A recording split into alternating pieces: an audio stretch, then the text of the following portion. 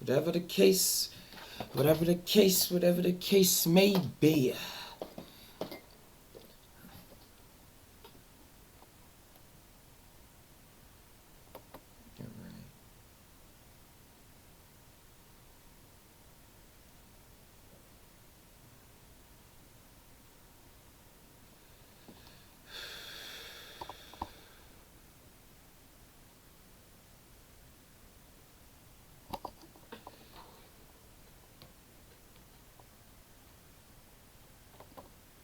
Alright, getting this on.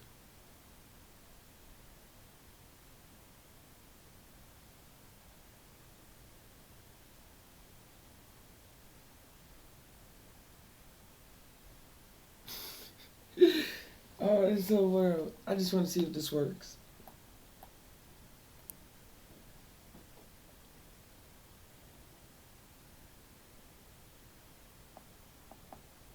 Sorry guys, every morning you gotta see me testing to see if it works or not. But I guess it's on. Sorry guys, every morning you gotta see me testing to see if it works or not. But yeah, I'm gonna keep it on then. Thank you guys for coming by. We 1 minute in, 1 minute 13 seconds. Thanks for coming by the Psy Tai podcast, number 43, number 43, number 43. I'm gonna put the link to the Discord where you can come and talk, share your trip story, share any, just come and chat it up. Come and chat it up.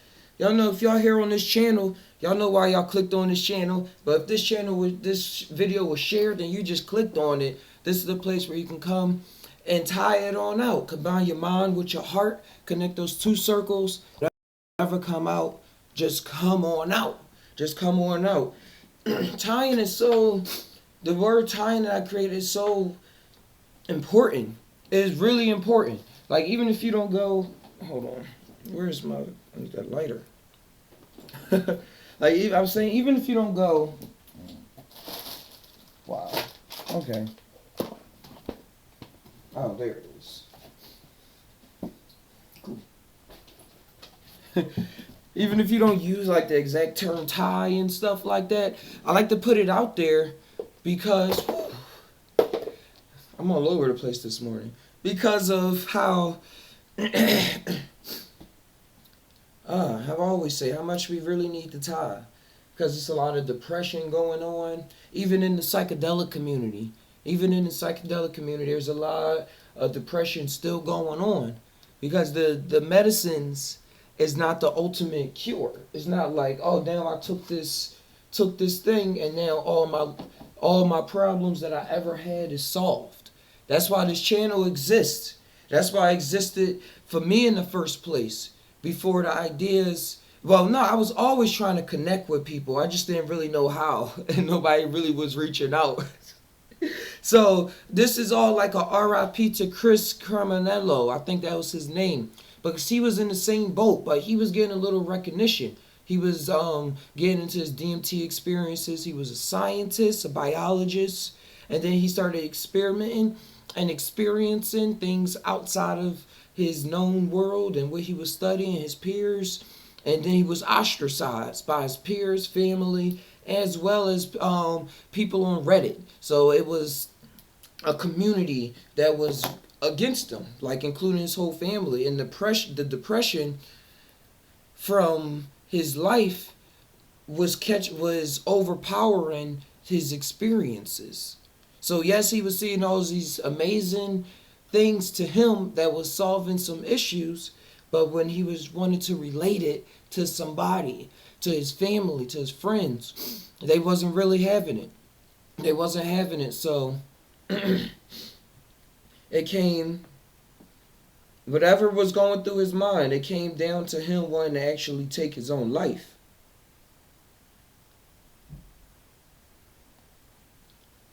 To take his own life.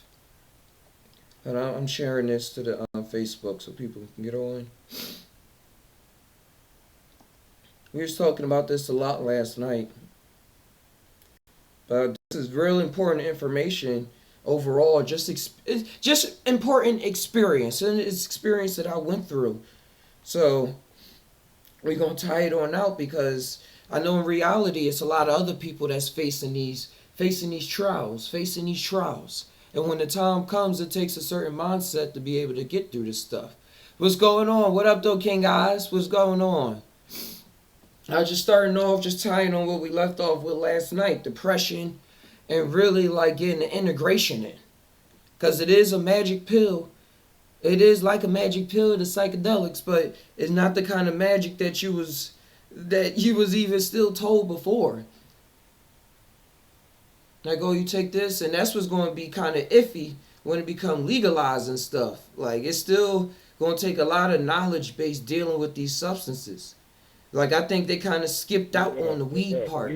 Like, with weed, they try to focus so much when it's getting legalized on the health benefits.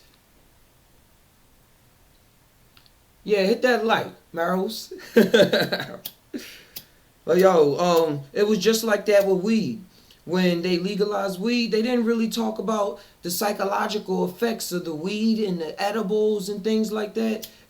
Everybody was just so hype that it was legalized, and we was fighting. I'm just seeing in this world, like anything that's created in this world is like it's be created out of being a opposite and opposition of something else instead of just creating itself. It's like this exists because this exists to keep this in check and to keep this in balance. So it's all these checks and balances instead of just grassroots kind of things. You know what I mean? Grassroots where things just pop up out of the grass because it just so happened to rain there.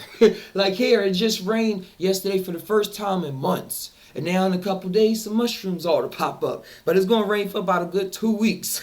The rain just popped up. And it's like, you ain't going to have no fire now. But it ain't even come up because of the fire. We can look at it and say the fire is coming up so we don't have no forest fires and stuff. But it just popped up. Now some cool things going to pop up afterwards. But what I'm saying about the weed and stuff is that it popped up saying that man is legal. It need to be legalized because the way that it helps people carry their emotions through, or I don't the cancer and stuff like that. But I'm just saying the hypeness and getting it legalized brushed over how people use marijuana as a crutch. Just like the same, it can become like psychedelics. Like keep tripping, but not have your setting ever try to keep up with the collection of thoughts you're running into. It's like still living in the dirtiest part and taking DMT, seeing the beauty, and then you look around, you're like, man, this shit's still dirty. Like you gotta get up and move. Okay, guys, you said, do you think psychedelics took him, or do you think it was depression, or a mix of both? I think it was a mix of both. It was a mix of both, because I think the psychedelics was showing them things, and even letting him feel things, letting him feel so cool. But that was the only time he was ever, I don't know, but I was just saying that's probably the only time he was ever able to feel like that is when he was on. And it is like the ultimate when you on it, but it's like when you inch yourself into things instead of jumping into things and letting it be the all, you start having your own checks and balances. Yeah, that's what you think, a mix. You got your checks and balances. Because it ain't just us around in this world. As soon as the trip is over, we back surrounded by everything else that we had that was going on right before. Right, it's the nagging wife, or the unpaid bills, the skills you don't have to play guitar like you thought you was able to when you was on. All of that goes out the window. And I know that's sad for a lot of people, because they like, man, this mushroom is supposed to bring me to a whole new reality or something. I don't know, people be coming with a whole lot of misconstrued expectations. But you can't blame them, though, because the fact that they are, like, besides being illegal, was talked about in, like, the worst ways possible. Like, oh, yeah, those thoughts are so real. Those thoughts are so real. Man. That's why with me, I really love to clear my mind out. I really love, and I love to test my mind. I love to test myself in this reality. And we always being tested. We always being tested.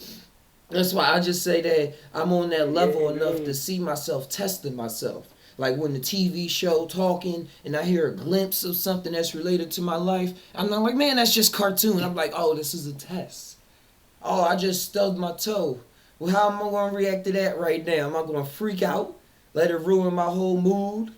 Or am I going to say, man, I just stubbed my toe and then keep walking? Or fall on the floor and be like, oh, I'm panicking. Oh, like buy into it. It's like, oh, everything is a test. Every single thing is a test. And I see it as, like when I finally did a little bit of DMT, and that little DMT I think I took, it did something. It really did. I didn't, and it wasn't visually. And I'm always like, you know how and this is what I mean by a test. Because the questions I have is always answered by visions that in my past I saw as me, oh, I got to see more into that vision and ask more questions. But now I'm so into the vision that I'm like, oh, this is kind of what's going on. This is somebody talking. This is somebody helping me out. Even if it's a higher version of myself manifested as something outside of myself in that moment. I'm like, wow, this is still something trying to help me out. So when I have those thoughts come past my mind, I try to, well, I pay attention to it. I forgot what I was going. But I like to pay attention to those shits and see like how I'm really going out. That's what I was going on. That DMT I smoked. It changed. It's like it cleared out things so that my second thoughts, or not even my second thoughts that I was trying to grasp, or a thought that I was trying to grasp is like my first action. It's cleared out something that I can't really explain after that I took that, because I didn't see anything. And that's what I was talking about the minds going, my mind telling me stuff. I had a vision of somebody else taking DMT before, because I was reading a report years ago, and he was saying how it really didn't seem like it did nothing until later that day or later that something when time seemed to be messed up or not in the usual flow. So that's what I was thinking like kind of happened to me, because I actually felt different, and it felt as though events was playing off different, and the way that I was talking or realizing things was just slightly different. It was like slightly more magical. Slightly more I knew what to do, what to say, or how to say it. Hey, thanks, Oz.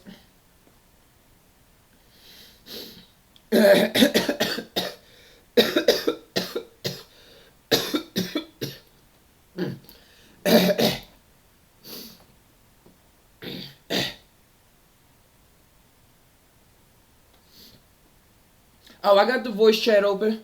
I got the voice open. At least it should be. Hold up, You hold can up. you can hear me? I know these Oh, headphones yeah, are I don't got kind my of, headphones in. yeah, my That's what it headphones is. are kind of fucked up. Alright. Can you hear? Hey, I got you, bro. Yeah, my headphones is fucked up, so I got to make sure you. Hey, Uh, but yeah, that's a good topic. I hear you, G. hey, man, what's going on? How you feel about it? You got some time?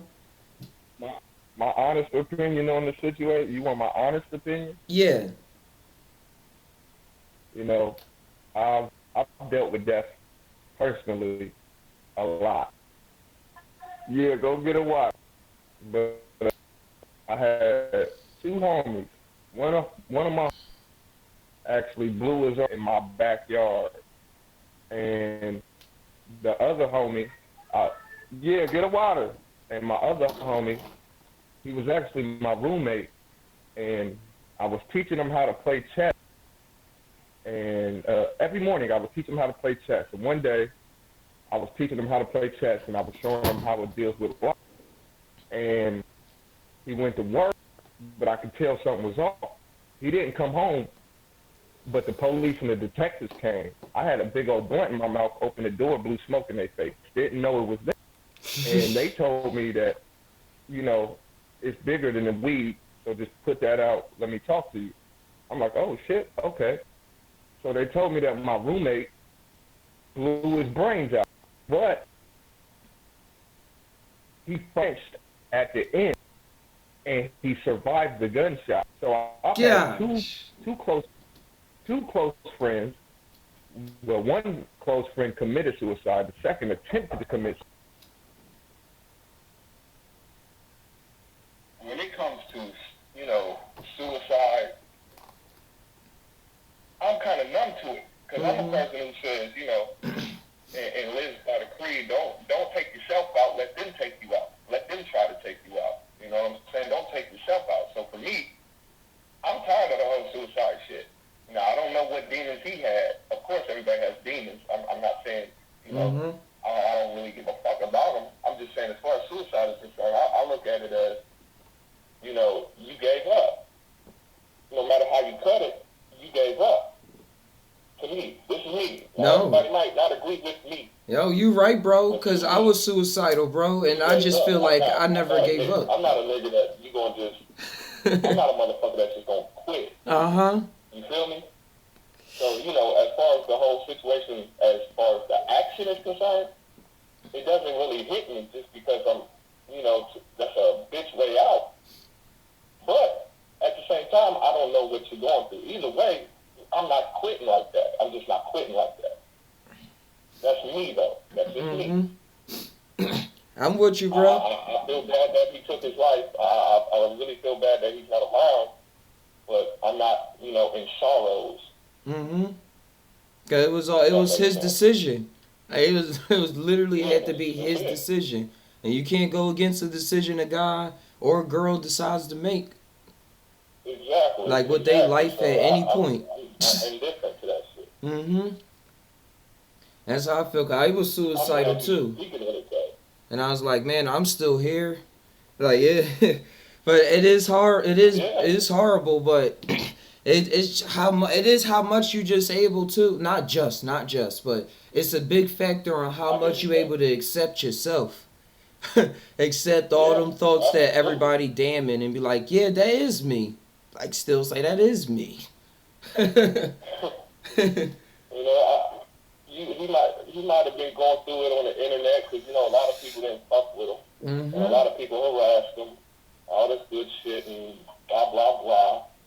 But still, to me, it's an excuse. Don't comment. I've been through dark times. I've been through dark times. Like I've been telling people, I was a lower self-energy, a lower self-being for a very long time. And so when you're a lower self-being, you go through some dark shit. But I never was going to take myself out. I might have contemplated it. I might have had a moment of weakness, but I'll never take myself out. I find that to be a coward's way out. He had people. We told him. And this is for anybody. You got people. There's people around. You might not be aware of these motherfuckers, but there are people who are there for you. If you do not take advantage of that, that's not, I mean, you don't take the hand that's extended to you, that's on you. Yeah. And that's the big game on how the story is played out too. Cause I be trying to look at, well, I don't try, I like observe life from this all being like a play. Cause the feeling of suicide and stuff to me is all the same feelings of being poor, broke, having your mom not talk to you, your dad leaving. To me, that's all suicide feelings. So being able to just see all that stuff and get through that, I think that, and having people to like talk to, even if you, I'm not even going in the past. Even now, we got your channel, True Channel. This people can literally come on and talk to real people that's like smoking just like them, whatever it is. Straight up, like nigga, you ain't the only one who goes through fucked up shit. You ain't the only one who's been broke. You ain't the only one who ain't got friends. You ain't the only one who be talked about. You're not the only motherfucker. But once again, because you know, I might hit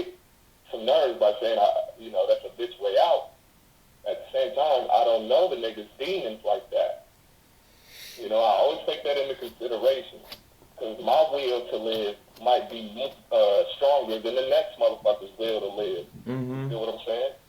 I don't know if So he I had can't kids really, or I'm anything. not gonna bash the dude, but I'm just saying that's just a coward's way out. Uh-huh. That's just a coward's way out.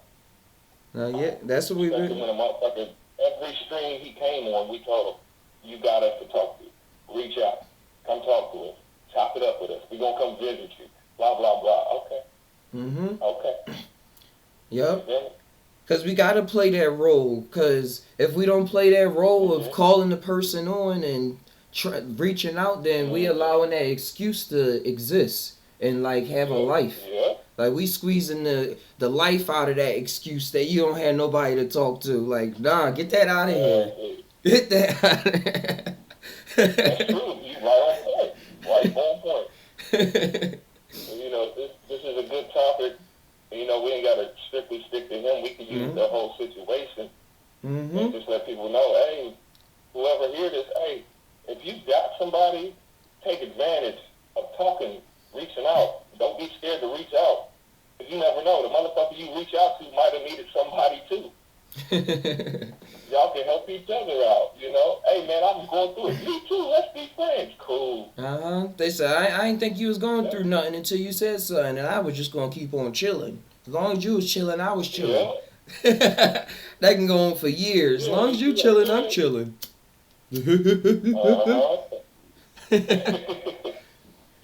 No. Straight up, man. Straight up, That's why I like my friend was my neighbor Brad. He cool. He a white guy. And we was talking about the movie White Man Can't Jump. And he said, "Oh, that's one of my favorite movies." I started cracking up because he used to play basketball. He in his 40s now. He used to play basketball in his 20s. He said it really is a difference between being on the black court and being on the white court. You gotta be willing to like take the heat and take the smack when you're on the black court. But he also said that that's where all the best players was at. Cause he said like you gotta be able to whatever you doing, you gotta like back it up. So I think that's like something that a lot of people don't gotta really go for. Like in order to back yourself up and know who you are, you gotta get called out sometimes and like be put under the pressure and still keep on balling. Still keep balling. Cause that's where the most fun gonna be at. That was a good analogy, my G. Most definitely. That's real shit, because I'm a hooper. I was going to go, what's this shit called, semi-pro before I went to jail and shit. It's a big difference. When you on that court with the homies, nigga, you got to call your own fouls. You got to toughen up. You got to go through it. You got to earn your respect. You feel me? Uh-huh. And that's life. That's life. Nigga, if you want to know who you are as far as what you made of, you got to be able to go through the storm. You got to be ready and willing to go through that motherfucker. Because you don't know who you are until you've been through some shit. For real. Lord Currency, he said, I think DMT kept him in the game longer. I think if he went out he went out on his terms, kept a G, far from being a coward. Hey, that's your opinion. Cause I could see that being like, man, taking that stance, like, man, forget everybody.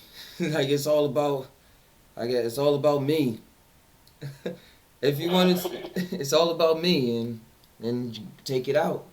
That's courage in that respect. On its own terms, my ass. My ass. I don't care what you talk about. If his terms was to hurt his immediate family and friends, then his terms was trash. I'm telling you that now. If I kill myself on my own terms, and I know my kids and my family's gonna be affected, but I went out on my own terms, fuck my terms. Yeah, that's what I always said. That's what was always keeping me. I always said I didn't want to see my parents or somebody pick me up, or I was always mostly thinking about how they was going to react to what just happened. And there's gonna be somebody that says, well, that's wrong thinking. You gotta think about yourself. Don't worry about that. Parents suffered when they had your ass. They didn't want to have your ass, but they I got did. family. We got family. No. To each his own, like I said. I don't know if you was here, Lord. But like I said, to each his own. I said that. I made that clear. To each his own. Yeah, to each his own. We It's your talking life, man. from our human perspectives right now. Us walking That's around, all. breathing on Earth. Cause on a higher scale, it's just death. He went out Yeah, just like he was gonna go out probably in another 40 years or something. yeah. And time don't This was really how he was exist. supposed to go out. This was in his quote unquote record. Yeah, You this is know, one of his this records was and a one of life his of death. realities. And one of his realities, he Absolutely. decided to off him, not even off himself, slit himself. That's a whole nother journey. Hmm. That's a journey. Whoa. Absolutely. And I'm not really scared. I'm not scared of death. Mm-hmm. My thing is, I more so think about There's dying. more on the table over there, on the floor. It's the only one I But I'll be right like that. My little boy done took his diaper off. Now he running around, wanged out. Mm-hmm. If the matrix is an illusion and you come to conclude that and realize you really infinite and continuing, then suicide really ain't really suicide. It's just another option to exist. Yeah, that's what I was mentioning, Lord Currency. I was saying we talking from our perspectives here, walking and breathing. But I already said that game. You heard me. And now we talking. It's bigger scales. I know where you on. If it was a car crash, etc., then from the soul perspective, that was still an exit point. You right, bro? Yeah. And that's why I'm saying time don't really exist. So the time that he died is still just a moment. It's still just a moment like any other moment. And that's why we still able to live and breathe and not kill ourselves once he did it. Like, oh man, now we gotta go. Like that Romeo and Juliet stuff. Nah.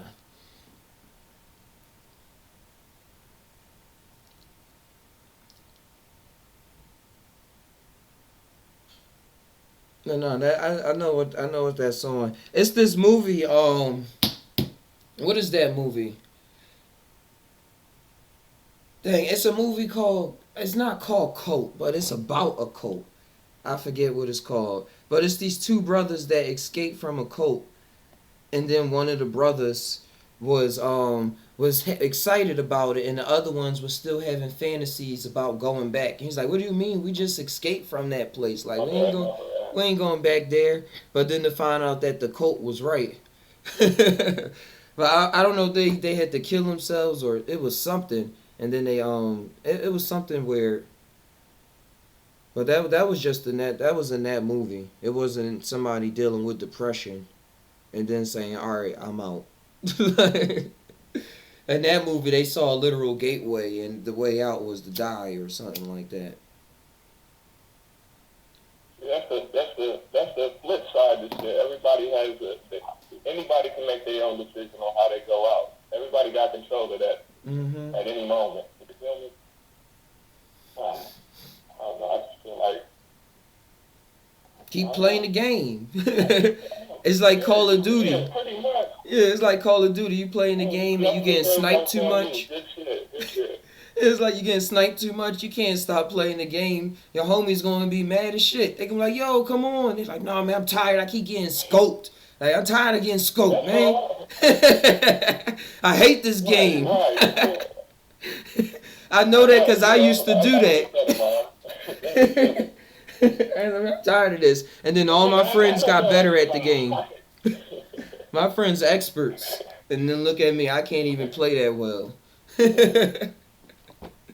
But look, even the worst players can make it through the game. You Mhm. feel me? For real. And it was I'm all not really about my tripping on the focus. whole situation, man. I'm not. I see more people are more tied into what happened to him than I am. I guess. To me, it's Mhm. like I'm so used to death. I'm so used to death, and I ain't even spoke on the homies I done seen die. I'm so used to death. It's like okay. I see My other people are more in emotional about this. I'm like, yeah, it's an emotional, touchy subject, but Yeah, and I think the the emotions world's is not what too catch. spinning, my nigga. Yeah, and those emotions create conspiracies. Like I hear you, Lord Currency. You said, I'm like, did bro? Currency said, did bro really kill himself though because brute to the arm, and plus Cat saying two of his alternative profiles still responding on Reddit after time of death. Well, that'll be something to look into the Reddit, but I think he really, like, we talked to the person that was right with him. He went out on his own terms. Because I was gonna mention somebody I grew up with. He just died 2 days ago too. He got shot 17 times in North Philly. He was a party promoter and stuff, so he was always in the scene. But I remembered the memories and stuff. I was like, that's the scene he was choosing to still be in. That's the kind of stuff that happens. If I take some shrooms, I probably can talk to him and be like, hey, bro, man, nice to see you one last time, but I can't do nothing but worry. And why he wouldn't want me. They always say the person wouldn't want you to worry so much. So let's keep it moving. Pour some Henny on the ground for him. Spark up.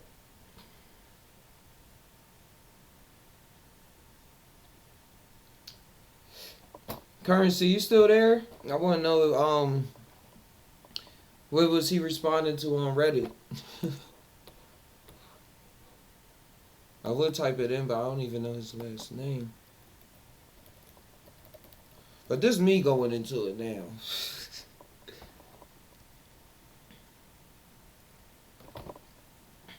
I know people like to play a lot of games.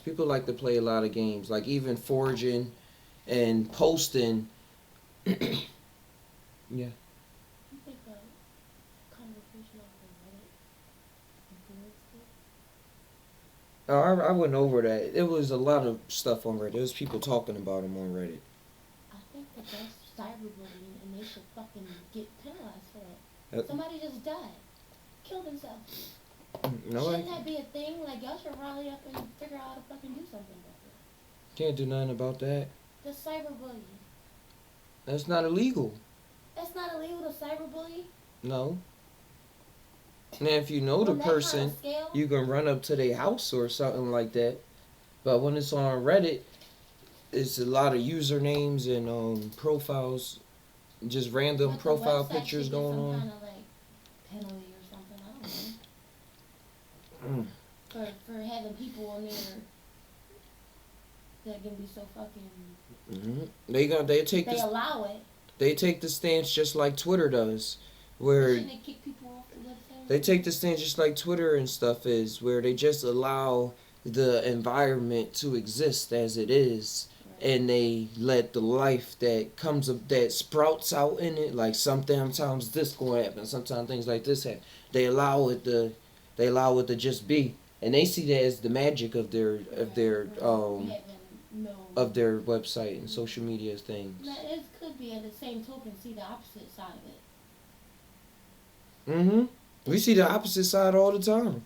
With all the But just as well, Reddit probably helped a whole lot of stuff like that, shrooms and Ben Rice. I'm pretty sure it helped a whole lot of stuff get on the map. At the same token, it's destroying lives too. Mm-hmm. Okay, y'all. My bad, y'all. I'm back.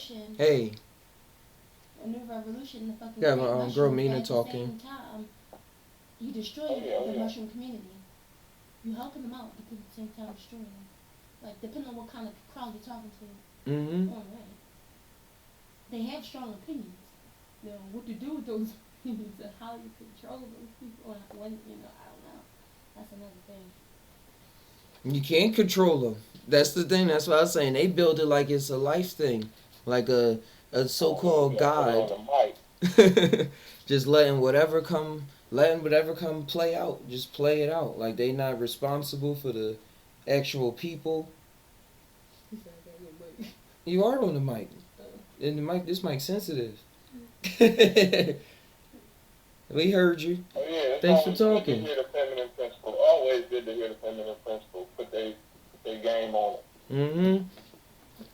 Like these people gotta stop. They can't do this. People getting hurt. But no, yeah, there's a lot of sensitive people out here. A lot of sensitive. We all sensitive, But I think like when you don't know how to deal with with your senses, you sensitive. That's a good way to put it. Absolutely. That shit That's the is. thing. A lot of well, everybody. I don't care who you are.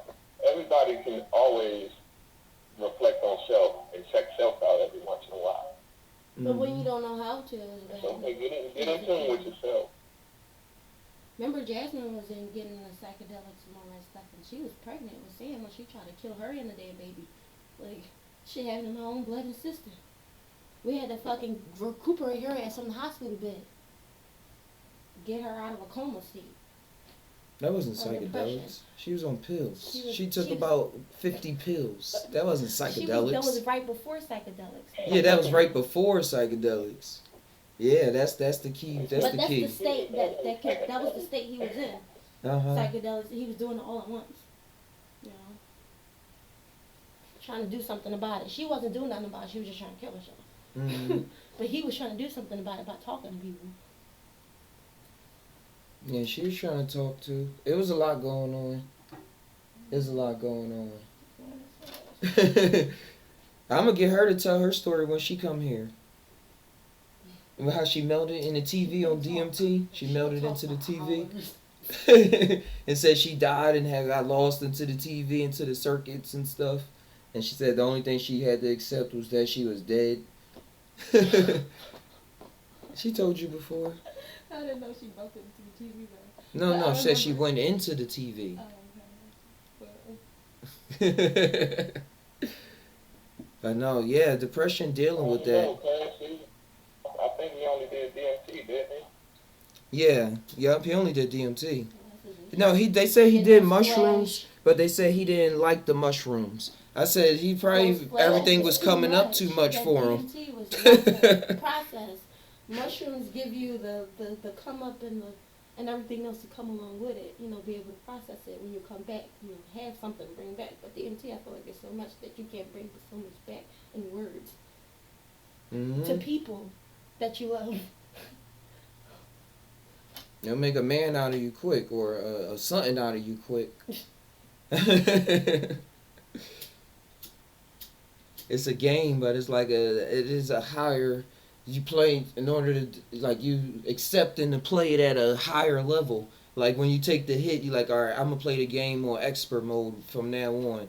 But sometimes we be like, oh man, I'm on expert mode. I'm dying like every 5 seconds. Can I go back on easy? Probably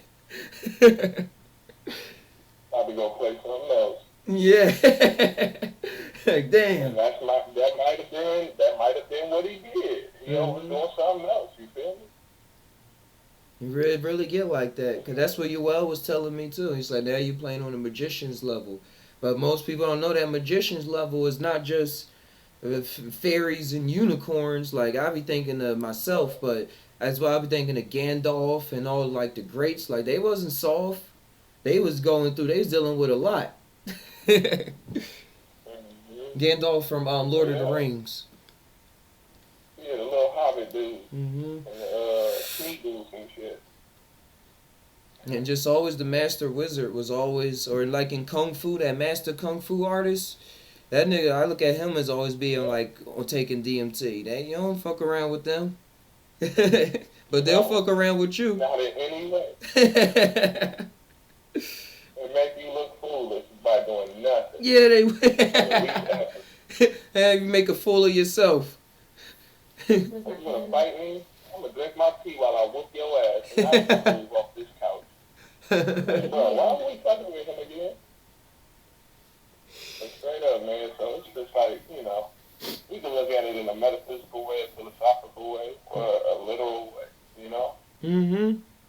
If we looking at it in a metaphysical way, all he did was transition, living his best life somewhere else, you know? And we look at it in a literal way, the nigga dead. I mean, you gotta be real, right? Mm-hmm. It just depends on where he was at with it. You feel me? Yep. I was thinking of the OA. If he was like, yo, I'm about to go keep living, just not in this realm, then I'm pretty sure that's what's happening. I was thinking about the OA where they seem as though they killed themselves or died from some kind of cause when they went to another realm. Like their body was just laying there, but Those they did celebrities some be ritual or doing. something They did so this they shit can here. go to somewhere else. Oh, to Tupac and stuff. Mm-hmm. Tupac did a They ritual. they knew exactly what they was doing. They was transferring themselves. It was done here. They did what they had to do. They talked to people, and then they elevated. Tupac hit DMT after he said all that stuff and just was out. Prince too. Prince. What? Who else? Michael Jackson. Yeah. But them people, they died off of, not The them people. drugs.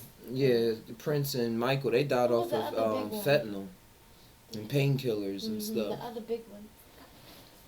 Well, not Michael, but Yeah, yeah. that's not Antonio. He's just deeply religious. Oh, we gotta watch that Astronaut Antonio cat in the Discord. I picked up on his vibe early this morning building with him. He spoke one in God to just take him. Yeah, that's because too he homeless right now, so yeah. So he really yeah, I reaching can out. do He not letting go of his program of what's going on in his mind state. But it's wild because even with the DMT, That's what it is. He has all the opportunity to not live so. Tired of being However hungry, he's living, being he cold. chooses not to go Yeah, against. nobody talk to him. He's Tired like of being he's in a crazy. rebellious state. We gotta figure that shit out. Like, bro, you gotta get that shit in check internally. That makes sense.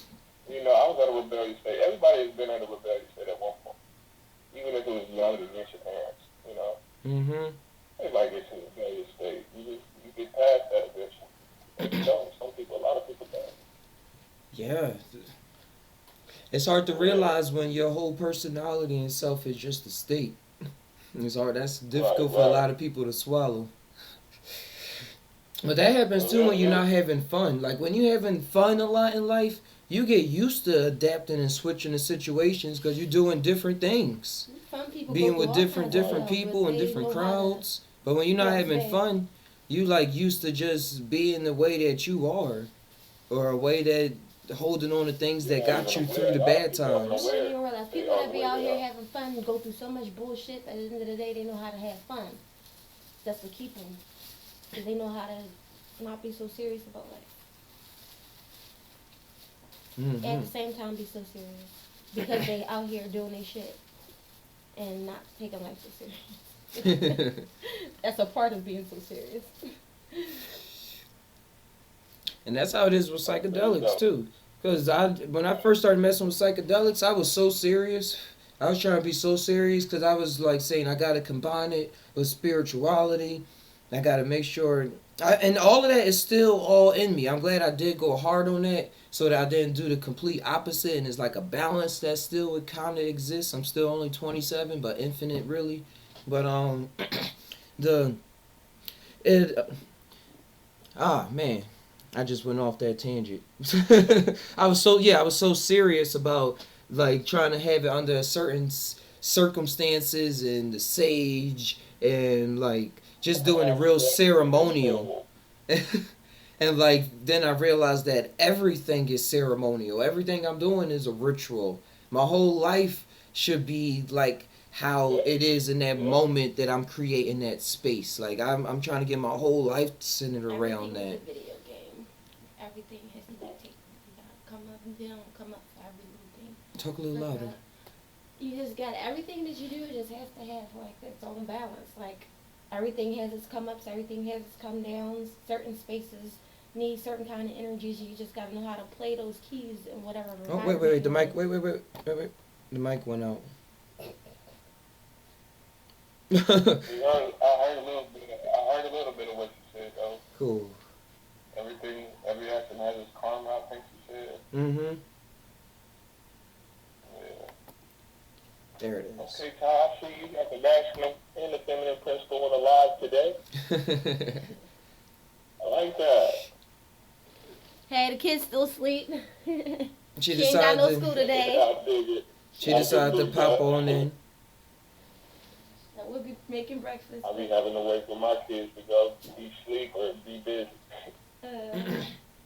She's like, no school, rainy day, I'm asleep. Yeah, that tripped me out. My kids got a week off. I'm like, You I know, we went know. to Mine school too. I was every like, But it's cool. A week for day. Yeah, 'cause I Thanksgiving? went to That's all what I'm day. saying. Come on. I don't remember none of that. Me either. I was a Catholic, so they made her at No. school. They made us come to school. Always happy, man. But yeah, man. Just look out for your people. Talk to your people. Take advantage of having people. And even if you don't think you got folks, try to pay attention. Because 9 times out of 10, you got folks Might just make that. that'll just listen to you. And can't judge a motherfucker. To me, that's just my opinion, you know. That's just how I feel about it because I've never did shit like that. But I done talked, like I said, my roommate, we talked every morning while I taught him chess. So I knew his problem. And even if you are there for a person, doesn't necessarily mean that that's going to solve it. You feel me? Mm-hmm. Yep, just because you're there for a person don't mean it's going to solve it. So. Right. Because I was there every day. That was my roommate. I'm teaching him chess. I'm telling him about life because he's telling me his problem, so I'm correlating it to the game, you know. So just because you're there, oh, my little man, hold up. Mhm. Yeah, I was going to say that's why I like the times that we living in, where soon I'm gonna be able to hold mushroom. I only use ceremonies to make it sound cool, but just chill with the homies and actually have a blunt and something else that we can have to talk through a problem. Like when a low dose of mushrooms, especially in the beginning when I had, just anytime. Especially in the beginning when I wasn't able to internalize what I was talking and like have the conversations with myself more.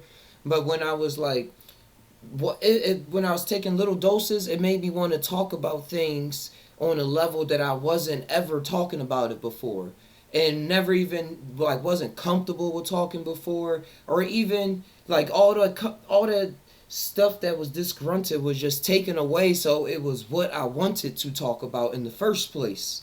So it's like this is what's on my mind. Like this is what's on my tongue, let alone my mind. And I think mushrooms is one of the only things that done that for me, cause it was a lot. I had a whole face, a whole mask, a whole robot body in front of this body that was able to produce the right things to say at the right time so that to steer people away from getting to the root of the issue or what's really going on. And I was a master at that. I was a craft that it was an art. It was an art form. Because it was my fail safe for still living. I was like, if I'm gonna be still living, I gotta live like this. So, and this the only way. This the best way right now. But then at the mushrooms, it tore that all down. I remember one time, I was drinking with my mom and her boyfriend. And I started crying while talking to them because they brought up some subject, or just having tears because I felt emotional. I was just talking, and I was saying, "Oh man, sorry, Mom." I said after I started doing the mushrooms, I started getting real emotional or something. And her boyfriend made a joke at the time saying, "See, he just like you, Gina. I told you he just like you." But that was just a joke because my mom always liked to say she was always a person that said was really on her mind, like how she really felt. She was always tying. My mom was always tying, whether she knew about a subject or she didn't. She would keep talking about how she don't know it and why she don't know it, and then she would talk about how she don't care that she don't know it. So she was really always sure in herself. So now like in mushrooms, I'm more like that because I used to see that as a problem. Like, Mom, you too loose. Like, come on, get yourself together. But she was always in that flow. But mushrooms, they allow you to connect the dots, connect some dots, so that even when you don't know the answer, you know that the dots that you're talking about is going to lead to the answer. When before is like you wasn't ever talking with these dots connected before, like forming these little pictures. he was talking from this perspective and then getting lost in just that, or not lost, but just letting it be, being comfortable with just letting people have this picture of you, just one picture of you, because you're like, yeah, well, that's how I am, so just gonna let it stay like that. I do talk like that sometimes. So I seen that in myself. Like people would say, like my mom and them, they don't like giving me bad news. Like when she was telling me about her being threatened and she got to move, or my uncle dying, being on deathbed and getting shot. Just any bad news, they always start off with saying, "I know you don't like hearing bad news." I'm like, who told you I don't like hearing bad news? I just didn't like hearing bad news that y'all had to say all the time. I guess that's how it was like, but I'm comfortable with I'm comfortable with it, but I guess in the past I portrayed like, yo, I don't like hearing all the stuff y'all going through anymore. Like y'all got, I don't know, because I did always try to look on the good side of things, but what they didn't know is because I was always paying attention to the bad side. Nah, that's just a random story. No, that ties in though. Mhm. If you focus on negative shit, you don't get negative shit. It's gonna consume you. Don't focus on the fuckery only. Don't focus on the good only. Focus on the middle. You know? Yep. Just focus on the middle. You good. Pick the one in the middle. And I think it take a real boss to focus on the pain, because I think that's how you get the skill. That's how you develop a skill. Like with anything, playing guitar, like you start developing calluses on your finger, or anything, you got to develop. You got to put time into it. You got to see how what you just was doing, why that didn't work, and then like, you know what it is. Yeah, right. You gotta know the pain. Mhm. You gotta know the hate to know love. You gotta know up to know down. So when you just in the bliss, you don't get no real skill. Both aspects, dark aspects, light aspects, whatever. You gotta know it all. Well, you don't gotta know it all. Be familiar with the shit. Yeah, if it's what you want to participate in and do, like familiarize yourself with it. Whatever it is, like you said, exactly.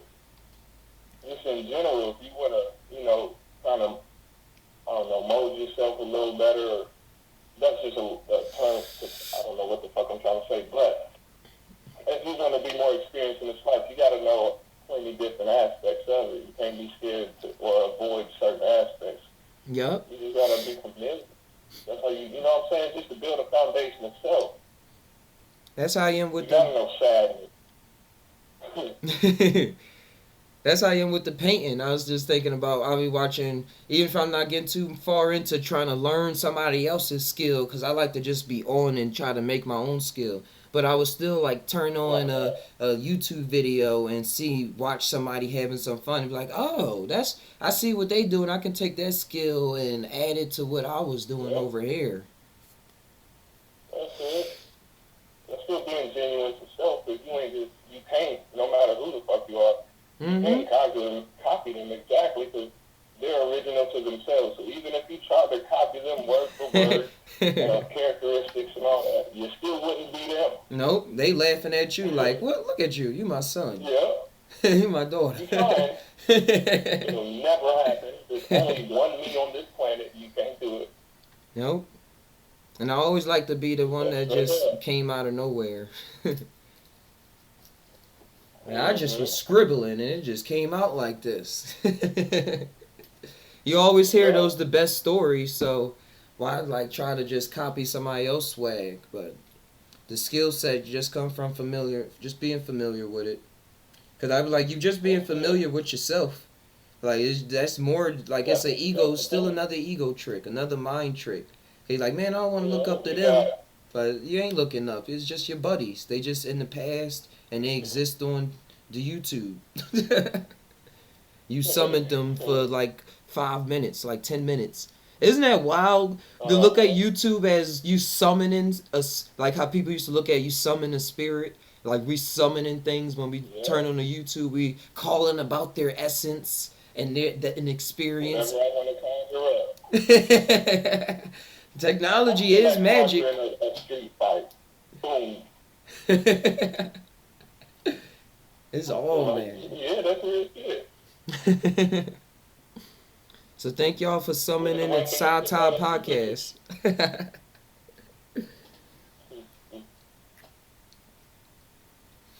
Oh, oh, but this is cool. This is cool. I got Yeah, man. I was thinking What's up, about guys? who's that over there. Hold on. That's Exile. Hey, what's going on, Exile?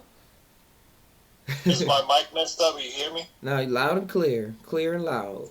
Man, I just found out about Chris. Much love. I just found out.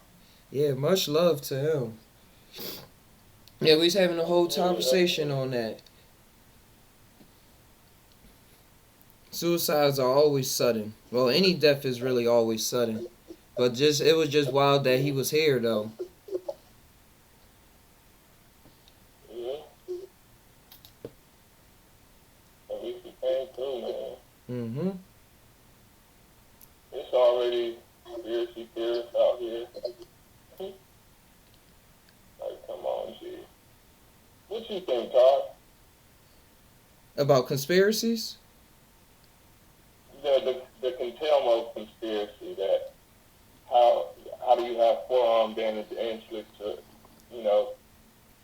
Oh, I can't. Well, I can't. I mean, I can. They're saying it don't add up. And I'm like, man, y'all niggas would just say anything about anything, huh? Yeah, my mind can. I used to be so into conspiracies, but now it's like my mind is kind of. It doesn't really. It takes a lot for it to go down roads of being a conspirator on things. Cause I ask too many questions. I mean, not ask too many questions. I don't know. It's just my mind just has to go there because it's like I'm creating a whole nother fantasy. I realize I'm creating a whole nother fantasy That doesn't and a mean whole you nother jump on your mystery. radar, does it? Yeah, yeah. Right. That's why I said if I take some mushrooms and hopefully I see them, or not hopefully, but if I see them, I'll see them, and I'll have some questions for them. Yeah, but I ain't out searching. I ain't Mhm. racking my brain about shit I don't know. Like, I don't. Just wanted your input on that. Yeah, You feel me? because all the I don't even conspiracies. think about that shit. Yeah, my mind is like broad. It's real broad, so I can still see what's going on, and I won't deny stuff like Epson and stuff. That Epson stuff, like I still don't. I think Epson didn't kill himself. Like I. Still don't know what the fuck is going on with that. I don't even give a fuck. uh I don't know who that is. I huh. don't know where he died, when he died. All I keep saying is Epstein didn't kill himself. Like, nigga, I don't even know who he is. The most I don't even thing. bother with trying to figure it out. Yeah, the only thing I know about it is the connection I got about it. Well, I got interested that got me into it was that he was connected to hosting child. Oh yeah, but that was a conspiracy too. But they were saying that he was hosting children and like giving them off to politicians and stuff on the island that they would come and visit, and they killed him off because he was about to talk and stuff like that. So Okay. yeah, so that's what got me That's into what that. it's for. Yeah, yeah. I was like, oh, that's dealing with children and stuff like that. I know people be trying to hide children. Like, that's the child pornography is a huge cover up in sex trafficking. Ain't nothing new. That's why I know it's big because it ain't nothing The new. mind fuck is promoting that shit. Uh-huh. Child pornography, Epstein. Every time you hear Epstein, your brain, if you know who he is going straight to child pornography, child trafficking. So now you gotta hold them energy. Yep. I'm cool. Manifesting it more. So thanks for clarifying that, but I ain't about to look into it any further. Okay. Nope. The only Child pornography. I just heard Joe Rogan talk about it. That's the most I heard. And that's good. I was just listening to his whole conversation, so it just popped up. But I'm on the same road because it's like it feel like I'm manifesting it more. Like unless it's like right in my circle and I can literally like run out my door and do something about it, like chase the guy down that just kidnapped the person. I can't really do anything about it. Like the Russians, you know how many sex people, slaves, or Russian brides and stuff is going on? Like that's people making money. They, you can't go to that Russian bride all the time and be like, hey man, don't do this. They gonna be like, well, my mom did it or my aunt did it. Yeah. In that Who respect. are you again? Yeah, You got the okay, hell? so it's funny. I'm No. glad you came on, man. I think you put it on the side. I know, I'm looking for some weed now. You got the lighter? All I need is a Long distance smoke station. Gracias, gracias. Gracias, I señorita. got the ball. I got You got a bong? my Yeah, I get a pipe. gravity. What'd you say? I got a big old hermit pipe. Oh. I heard whoever it was talk, but it was kind of muffled. Oh, I got a gravity. Oh, you got a gravity bong? I used to try to Yeah, make... my fault. I push to talk right now. I gotta go get my headset. My fault. It's alright. I used to try to make gravity bongs out of plastic bottles or something like that. I forget exactly how it went. Get that hit bigger or something like that. Man, I got fucked up off of gravity bone my first time. Getting off one of them bitches, I thought I was master lungs and shit. And then they shut me up. I hit that bit, I was gone. I sat on the couch, I ate a sandwich. They did whatever the fuck they did, and I was just sitting there out of here. That was like 8 years ago, 9 years ago. I never really noticed how high I was when I was in college smoking all the time until after it was over. Or not even after till it was over, till like me kind of thinking about it right now. I was faded all the time. Cause my homie, he used to my homie used to be in the business. So I was just tagging along with him. So we just always had the best tree on deck. And yeah, I was just always Coming to kick it with God in. we used to throw ounces at each other. It just be rolling up, and I used to be the designated roller. So I would just my hands were just always doing something, always twisting something. But if I had mushrooms back then to balance that out, I'd have been a little more dedicated to something. I was trying to. What was in the Discord? Oh. Yep. That's what you're doing. I'm busted. And don't you lift it up or something and the smoke get filled in the bottle?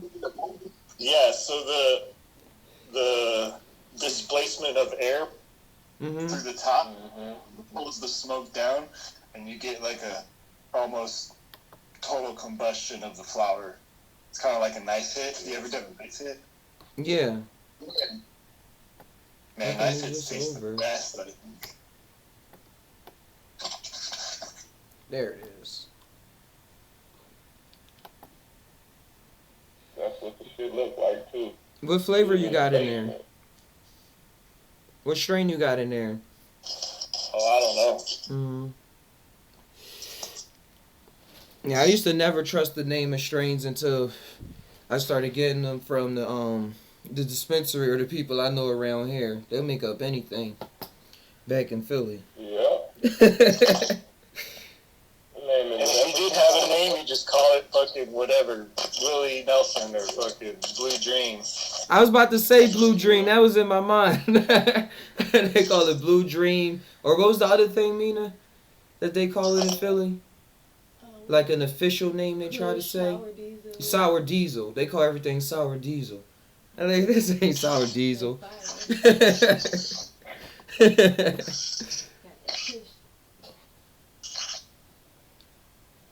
But here I know a grower, and he actually created a strain. He gave it to me before, but I forgot. Him and his homie. He been growing weed since the 90s. He's real chill about a lot. But he still got a job. All he do is trim and stuff. I was like, man, that's cool. You gotta hook me up. There's a North Dakota just is moving forward on their legalization, And in the bill, anybody can sell. There's not a stipulation of like licenses. You have to have a dispensary license or whatever. Wow. That's a game changer. That's a game changer, bro. It's just like water, bro. Why you gotta have a license to sell Or water? a bike. That's because nobody lived Or there. your clothes. Or a garage sale. Nobody in North Dakota, so they like, man, let's do this. Yo, that's a move. People sell the fruit off of their tree, and sell some oranges. I know. It is like just selling oranges and I any got a other whole kind bunch of of oranges. fruit. You got apples. Let's trade. And then the House Judiciary Committee passed forwarded their they're gonna declassify as a Schedule 1. Supposedly they're gonna do that to cannabis. Oh, I've been trying to keep up with that a little bit. Yeah, they passed it got past the first House of Representatives or something like that, and now it's going to another committee, the Senate. I don't know the order. Finally. Uh-huh. Well, what about all the motherfuckers locked up over ganja? I know, they need to add, somebody need to add that to the bill. Like, people that have this on their record. That rubbed me the wrong way just for that fact alone. Like, Mm-hmm. nigga, I done been in jail over weed. What the fuck? Me too. You know, like, come on, bro. Y'all got people in there doing hard numbers for a little bit of weed, but now y'all about to say it's cool to have. Like, come on, man. You know what? 400 people got, which state was it in the South? Was it Texas? They got let out? Expunged? Oh, they did? That was right. I don't know where it was, but I heard about it. That's why I brought that shit up. Oh, okay, all right. I'm like, that is Louisiana crazy. Or Texas, I think. I forget. That's what need to happen. Like, come on, man. Y'all got people doing hard numbers for a little bit of shit. Making money off of them. Yeah, you know the system, the game. Making money. Just as soon as I hear people like, yeah, they're legalizing weed, I'm thinking like, yeah, that's dope as fuck, but what about these motherfuckers? That's probably gonna hear that shit and be mad as hell sitting in the cell. Come on, man. Yeah. Prostitution, you don't even go to prison for prostitution. I sell a little bit of weed, I'm in jail. You selling disease pussy though. I'm just saying. It's true. There used to be people just smoking a joint in the corner on Philly, and then the cops just roll up and then lock them up. And then you hear the old people saying, well, y'all shouldn't be smoking joints on the corner. And then they like, well, we can't smoke in the house. We don't got backyards. Like, we live in the city. Like, where else we going to smoke at? Right? No, that's why. Hopefully, I don't even know about hopefully, but because the world is what it is. But I would like to be in a reality where you can be woke enough to see everything around the corners. Like, if we do this, then that means this as well. That means if this is legal, then all these people that was locked up before, then they can be free. Like, that's just the equal sign. No if. Because I was thinking the only people that can probably get out is the ones that's going to have money to get a lawyer or get it expunged from their record from 20 years ago so they can finally get like a good job if they want that kind of career. Like, you're going to need a good lawyer. Or a lawyer, period. I think it's just a review of the information available, and then once that goes down the line, you simply get let out. Hopefully. I could be wrong. No. That's what I'm hoping is right, but I just know people be playing a lot of games. Like, oh, we ain't going to tell these people right here, but we'll tell these people. It should just be across the board, man. Yeah. Like, come on. Come on. They have federal cannabis patients. Okay, so how are you going to make it? There's no, if you go back to, like, I'm sorry, if you don't want to get into, like, legality and stuff. Go ahead. But, like, glaucoma, I think it was in 1967 or the 73. I forget where the court date actually was. But the only reason that they gave, there was 13 people the ability to get cannabis from the government was because of glaucoma. And so that's why you hear everybody here. It's like the joke, right? Oh, I smoke weed because I got glaucoma. Well, that goes back to a court case. And there was still a guy. It was on Woody Harrelson's Grass, is where I saw that a documentary. It was like 2008, 2009. And there's a guy smoking weed right in front of the White House. He's getting 300 joints because he gets these crazy bone. It's like a bone cancer to where he gets tumors that break up. Tumors grow on his bones and then they'll break off and go into his bloodstream and could go into his brain or something. And so, like, cannabis would be the only thing that stops this. And so, how can you have this, like, actually going on and then also people saying that there's no medical benefit? Like, at the same time, from the it's so, I don't know, somebody just needs to go straight up to the Supreme Court and be like, yo, what the fuck? I don't know, like, I don't know. Yeah, they be trying to claim they not doctors. That be the thing. And we ain't doctors. We're just looking at whatever they look at. They looking at how the money flowing. I don't know. They probably thinking about their grandkids. I don't want my grandkids smoking this stuff. They all old. If they got federal cannabis patients, there should be some kind of like, hey, there is a benefit to this because there's obviously federal cannabis patients that is federally illegal. That shit blows my mind. I know. We need to bring the people, just bring them into the courtroom during the case. Like one day without Rick Simpson oil. Uh-huh. In Canada, you know about that? Yeah, that was the first kind of oil I learned about, the honey Rick Simpson oil. It was some kind of Vice documentary. That is You could fill up a stadium. Mm-hmm. A courtroom would be too small. There was this couple that they moved to California, and they said that they was dedicating their life to making the oil because of how it was curing cancer and the benefits of it. And I was still in Philly, and that's what inspired me to actually move to California too. I wanted to get into the weed business, and I wanted to do all the oil and stuff like that. I didn't know about mushrooms and stuff that much. I knew more about the weed. I was all about the legalization, and I was looking into all the stuff. I wanted to work at a dispensary. I still can though, still up in the air. But but yeah, the Rick Simpson oil is real powerful. And then they had it like this.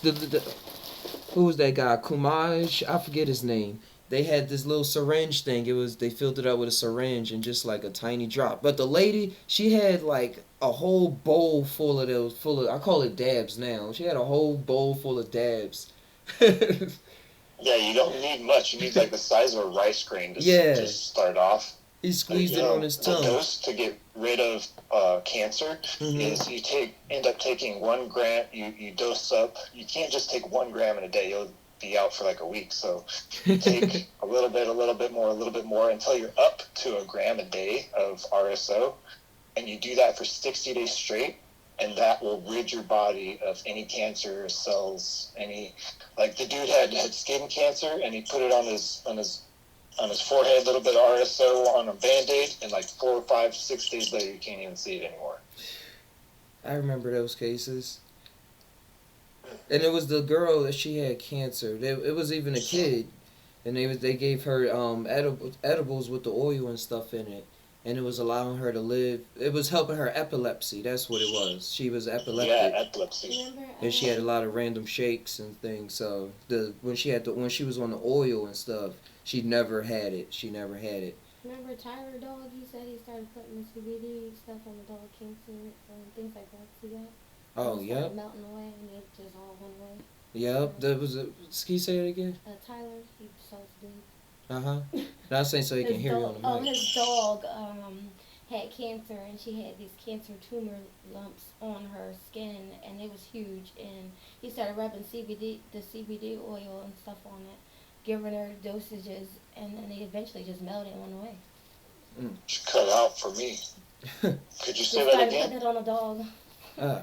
She was saying that the dog. I mean, my friend Tyler, he rubbed CBD oil on his dog that had cancer tumors, like on the side of hanging off or something on the side of her that was visible. And when they was rubbing the CBD oil on it, eventually they just disappeared. That's dope. Yeah. CBD for animals is real. It's a real healthy thing. My other friend Brian is real Yes, into sir. that. It's expensive though. It's real expensive, but it's cool. But not expensive is a relative term. It just costs money.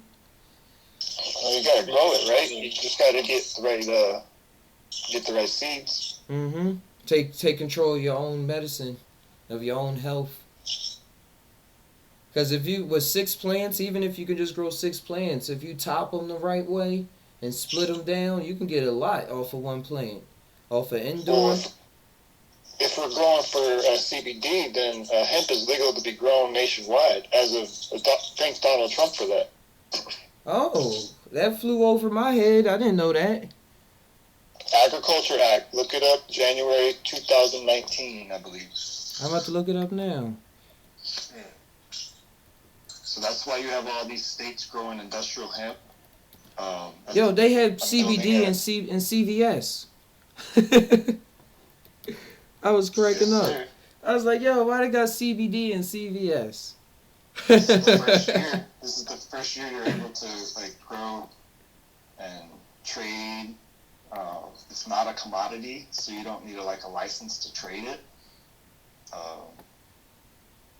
Unlike certain commodities, you need a license to trade. Yep, it's right You here. grow it in your backyard.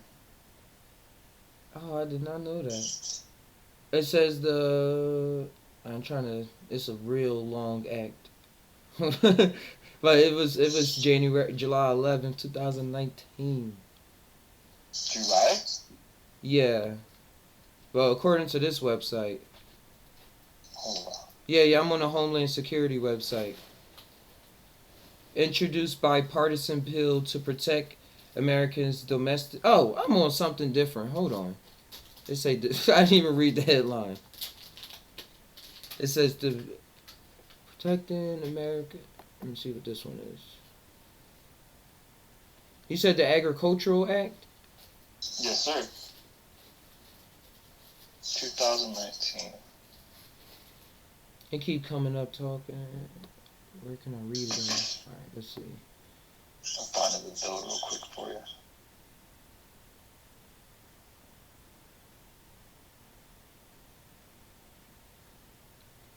Government hire training, agriculture teams, traffic forecast.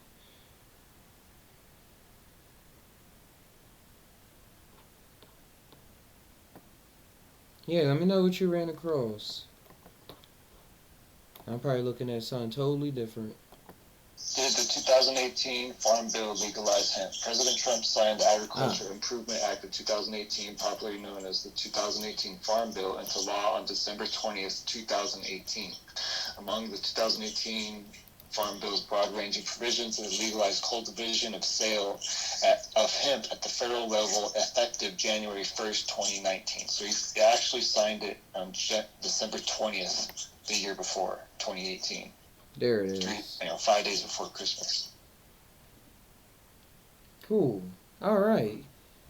So now we all know we can. Now we all know what we can do with a little less sweat on our brows. We can grow some hemp, CBD. I got some CBD right here. My friend gave to me. Oh, it's not. Where is It it? cannot contain more than 0.3% of THC. What if you be like, I didn't know? Well, there's people coming out with testing because this is pretty dope actually. This look it up, PRPL. It's this little USB device. It's purple. It's called Purple Scientific. It's this little USB device that you grind up a little bit of weed and you put it on it, and it can tell you the fucking the content of it. And it tells you what strain it is, I think. Oh, I saw that on a documentary before. One of the scientists was using it. Yeah, it's called PURPL Scientific, Instant Cannabis Potency Measurement. Measurement. I'm all stuttering. Yo, that's cool. So that's a way you could tell, just grind up a little bit of your hemp, put it on this thing, and hey, yo, I'm straight. Yo, what if you take this to people in the hood and you know what the strain that they saying it is supposed to have, and you crush it up like, man, this ain't shit. This ain't what you just said it was. They're like, man, get that machine out of here. They don't know what it's talking about. So as long as you can, as long as it's not psychoactive, you can sell it due to this bill. Yep.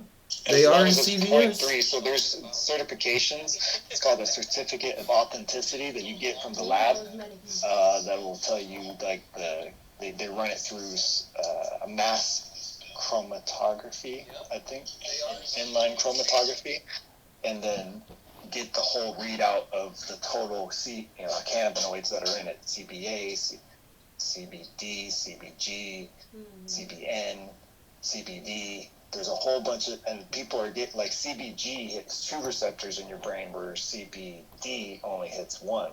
So there's a big market out there for CBG plants now too. So they're getting one, and then fiber, seed.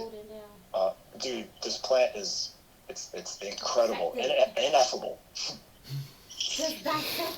Oh, that's how we gotta get. If we think that much, then we gotta be able to think that much with everything we do, so we can have that much control. I can take 1 gallon of pressed hemp seed oil and make biodiesel and have a 97% return rate on it. So I make 0.9798 gallons of biodiesel from 1 gallon of pressed hemp seed oil. And when you burn it, it smells like popcorn.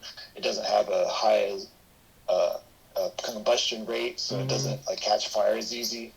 High octane rate, a lot of oxygen in it. And then hemp versus lithium in batteries is 11 times more efficient. Weed batteries. Look that up too. Yeah, weed batteries, bro. They're making all these solar batteries. Like, imagine all the people mining, right now in these mines. Growing electricity. Exactly. Never thought of that. Yeah, interesting, because a lot of the news we hear, I hear, is about like making money off the cannabis industry, but with dispensaries. I mean, a lot of news stories talk about, like, where I'm from in the Bay Area, in San Francisco Bay Area, that a lot of Latino and Black people have a hard time getting licenses because a lot of some of the laws say that you can't have any felonies or misdemeanors to get the license, and then the licensing fees are really high. And a lot of times, in order to get a dispensary in your neighborhood, you have to have connections with, like, local leaders, community leaders, and politicians. And that's why you see a lot of, like, big money getting these dispensaries, while a lot of the people in the communities, in the urban communities, hard for them to get these, go legal, so to say.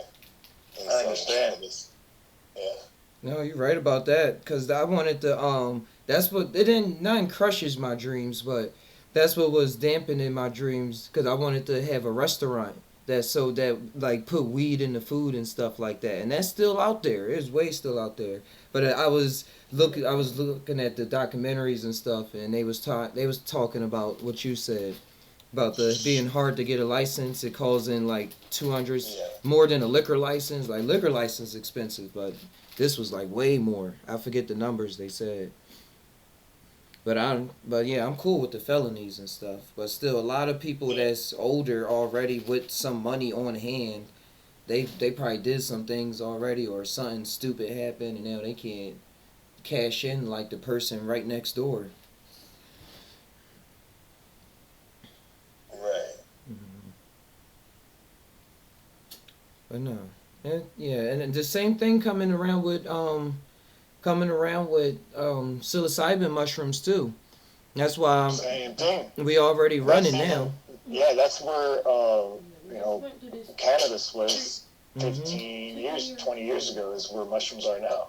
That's why I'm not making sure, but I'm just happy that I see my character playing a part in like this storm right now. Because it's like but it's already people. Paul Stamets, just according to Paul Stamets, he was saying he was part of the collective. hmm Paul Stamets, he was talking about how it was these rich people that starting cannabis, like they want to do psilocybin, not research, but like have companies and things, and they wanted him to like be one of their research guys or just consult him on something. Yeah. And he asked them, did they ever go on a trip themselves? And they told him no. First he asked heroic dose, and then they said no. He said, well, little. They said no. I said, wow, they never even had a trip, and they're cashing in. They're like one of the first people to be able to cash in on, like, build a business off of a business, official business model that's actually going to exist because they got the backing and money. They, like you said, they probably know a politician or something already. They even already have this in their mind. Like most people's like, this illegal. I'm not supposed to be thinking like this. They's like, man, we know these people. We see this trend. We following. We on it. Yeah, my friend in Chicago, he just posted a picture a couple of days ago that at their city municipal building, business commerce building, like they just talked about they're opening it up, the cannabis business up there. And you look at the picture, all the people waiting in line for application for licensing, and it looks like, I mean, all kinds of people use cannabis, but it looked like a bunch of yuppies and stuff, like business people in suits and stuff. Yup. It's like, wow. That's why I like Business. it do take a lot though. I will admit that it do take a lot that when you really like had to run away from a lot to experience more of yourself, that you start losing your business perspective a lot and just think that things going to put themselves together magically. But then I'm like, it does happen like that. But you see how many people got run over with the cannabis that thought, all the little small farms and all that stuff. Like, it still is a game to be played. It still is a game. Here you go.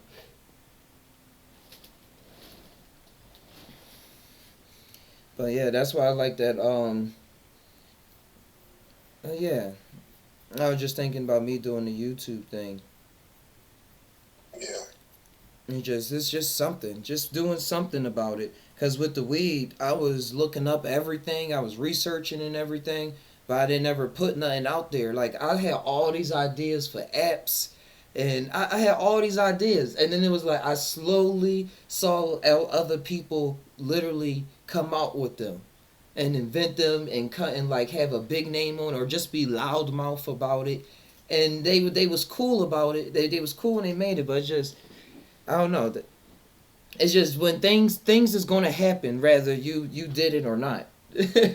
And the way that ideas be coming through my mind, and I see go through other people's minds, it's just like take the we gotta be ready for when those thoughts come into our field to embody it in whatever field it is, and like not beat ourselves up so much and thinking that we're not capable, or we don't have the means to do it. Like, I think as long as we start holding on to something, we can just keep that snowball rolling.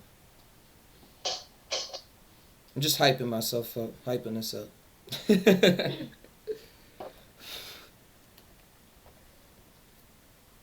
I'm there with you, bro.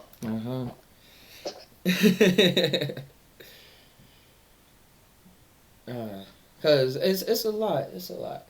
Ideas is something else. Ideas and trusting in the ideas.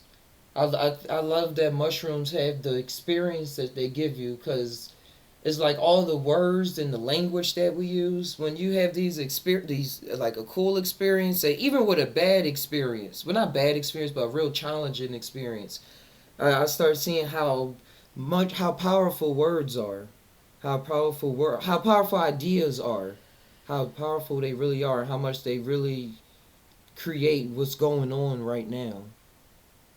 Yes, sir. How much they really do, even in the future. It's like it really does just keep piling up. And it piles up so fast too. It's like simultaneously happens.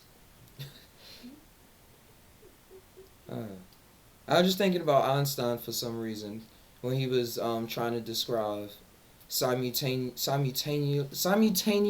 action at a distance, and he was trying to describe it. It was something. It was something. It's not coming to me all the way. Let me look at. I don't know where I'm going with this.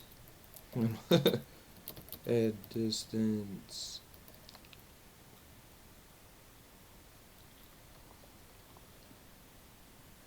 Alright, here it is. Oh, it actually came up.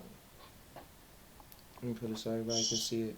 Say Albert Einstein colorfully Oh yeah, that's how we was talking about this yesterday. Somebody brought this up and I was tagging along. How Einstein dismissed quantum entanglement and just called it spooky action at a distance because he didn't know how else to describe it. Oh no, it was something that I was reading in an old book. I don't think I'm gonna find it now. When I was real into in high school, and they was trying to describe simultaneous to me, and they was saying how it's not at the in the particular book I was reading. It was saying how it was not at the same time, but it's at the same time at the same time, and that's why it's simultaneous. And I was like, huh? Back then I was like, what are you talking about? How is it at the same time? Not at the same time, but at the same time at the same time. I was like, I never heard of it described like that.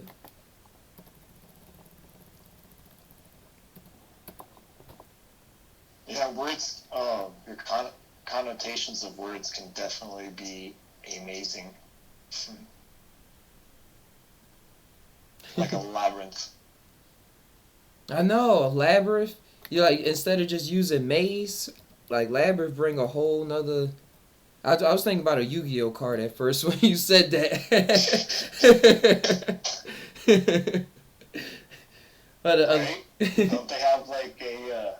You just said poker like, and then I went to Dragon Ball Z. Dragon Ball Z's got crazy now. I used to watch it when it was just Dragon Ball, but like a Xenoverse. And you didn't watch Dragon Ball Super? Dude, it's like come on. 7 of them now. It's like Lion King or something. Dragon Ball Super is worth it. I watched the whole thing, the whole Tournament of Power. It's pretty and sick. Everything. And I watched the movie. When the Beatrice one, the God of Destruction. The one where it's like, I don't know, it's this red dude. It's like and then like everybody's fighting him, and then like Goku finally wins, I think. It's a recent one? Like Dragon Ball Z? Somebody told me to watch, yeah, it was like an hour and a half long, I think. Uh-huh. And somebody told me to watch it and like look at it through a certain lens. Like, yeah. Watch the characters as playing out like a certain archetype, and I definitely got it because I think we're talking about stories and or like. I wish I knew who you was talking about. Cause I'm thinking of Majin Buu, but Majin Buu is pink, and I do know of a red guy, but I don't know if they gave him a whole movie. He just got super strong. Like he just kept getting stronger and stronger and stronger. Mm-hmm. By the time you get to Dragon Ball Super, he had this level called Ultra Instinct, and the way when he's Ultra Instinct is red and blue. Oh yeah, that you watched the recent one. Yeah, you watched the recent one. That's cool. That's what that was part of the Tournament of Power, and the guy he was facing was already more powerful than Goku to begin with, and Goku just leveled up enough to go it through his determination and power and stuff, and through him realizing, because Vegeta just as strong as Goku and stuff, but his mind and stuff is not able to go to the places Goku go to. Like he too tense.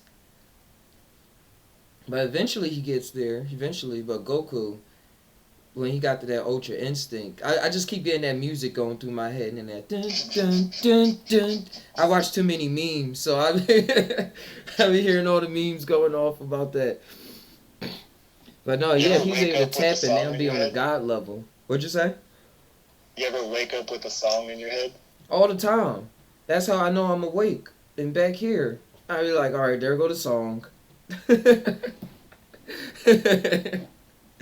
It's hard for me to really not have a song playing through my head. Some like really, it mostly is always a song going through my head.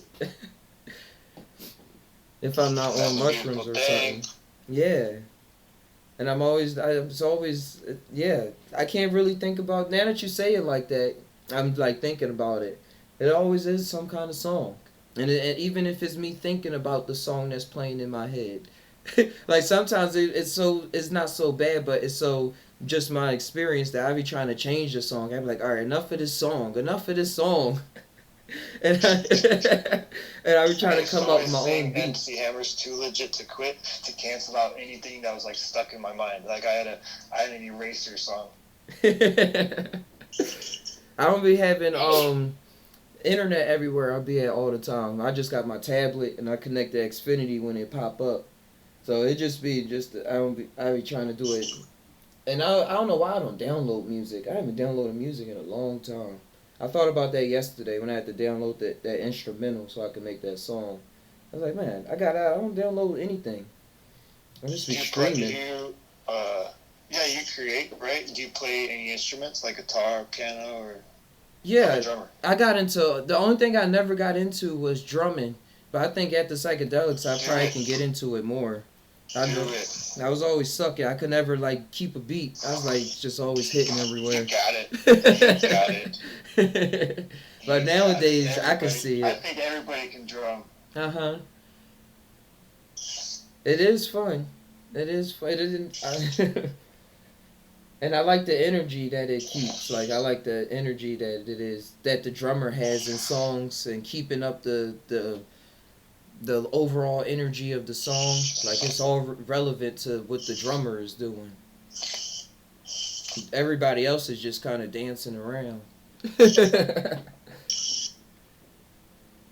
Get into like a trance, bro, and like I'm sure with any kind of instrument, there's just Can I see that where light? you kind of step back. I don't know, it's weird. No, it is weird. I haven't run across an official drum set. Like I'm thinking of a drum set. I got these little congos. I like the bongo drums. I like to play on, but I'm thinking like the Yeah. pedals and the cymbals and stuff like that. Well, getting your hands on the drum, having a stick is good because you can hit it a lot harder and you can get different range. You can have like 20 instruments around you, Mm-hmm. but hitting the drum with your hand, you can still get so many different like sounds and rhythms, and it's a lot different. Like playing with the stick and playing with your hand is totally different, I think. It is, and I didn't really start noticing those before psychedelics. Like, I think it really tuned me into like having that Right? artist ear, where you can hear the subtle differences in this and this and this and this to this. And like to somebody else, they say, "You just said this." I'm like, "No, I said this to this." That's something totally different. Exactly. Little intonations, little fucking The in between accents notes. Yeah, the accents. The accents. Like they say how Mozart, like all them things, and like when you hear in the piano, like an expert can play a song, and then an amateur will play the song, and the expert filling in all them in betweens, like fluttering and all the stuff. Like, yo, how you get all of that? Like, yeah, that's what he literally was hearing. He's like, I can't ignore this. It's there. I gotta You add see it. those people when they're playing piano, they're like, I don't know. Or when somebody's like really playing an instrument, it's like they're dancing too. It is. You got the feet get involved, the head motions get involved. That's what be cracking me up. Man, I love it. That's why Ray Charles was so good. He always moved his head. That's all he. That's what I was thinking about, bro. That's what I was thinking about. That's what's going on. Stevie, It's like that's how it is, and we loved it. We loved it too. We was like, look at him. He real into it. He moving his head and everything. Man, I always thought how loud it would be if everybody walked outside and sang like the same song or something. And you hear it from space. You said hear the same song from space?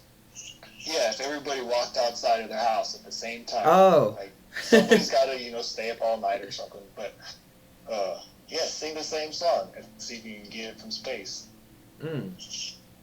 That would be hot. I don't know.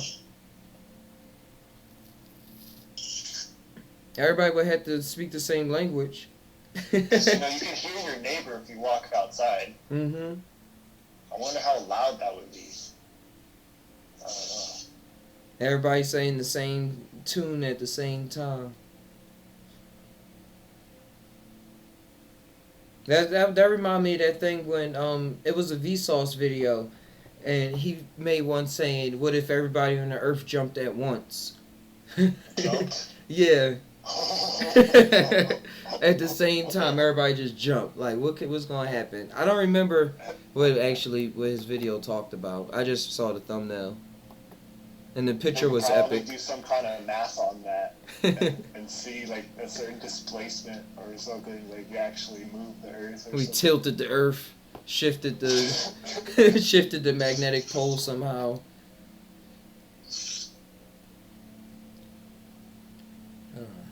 Now it's always something to think about like if how it would be if everybody did something all at the same time.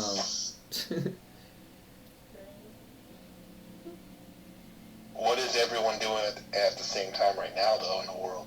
Breathing. There you go. That's what I was gonna say. And if you ain't breathing, you're dead. You ain't here. There's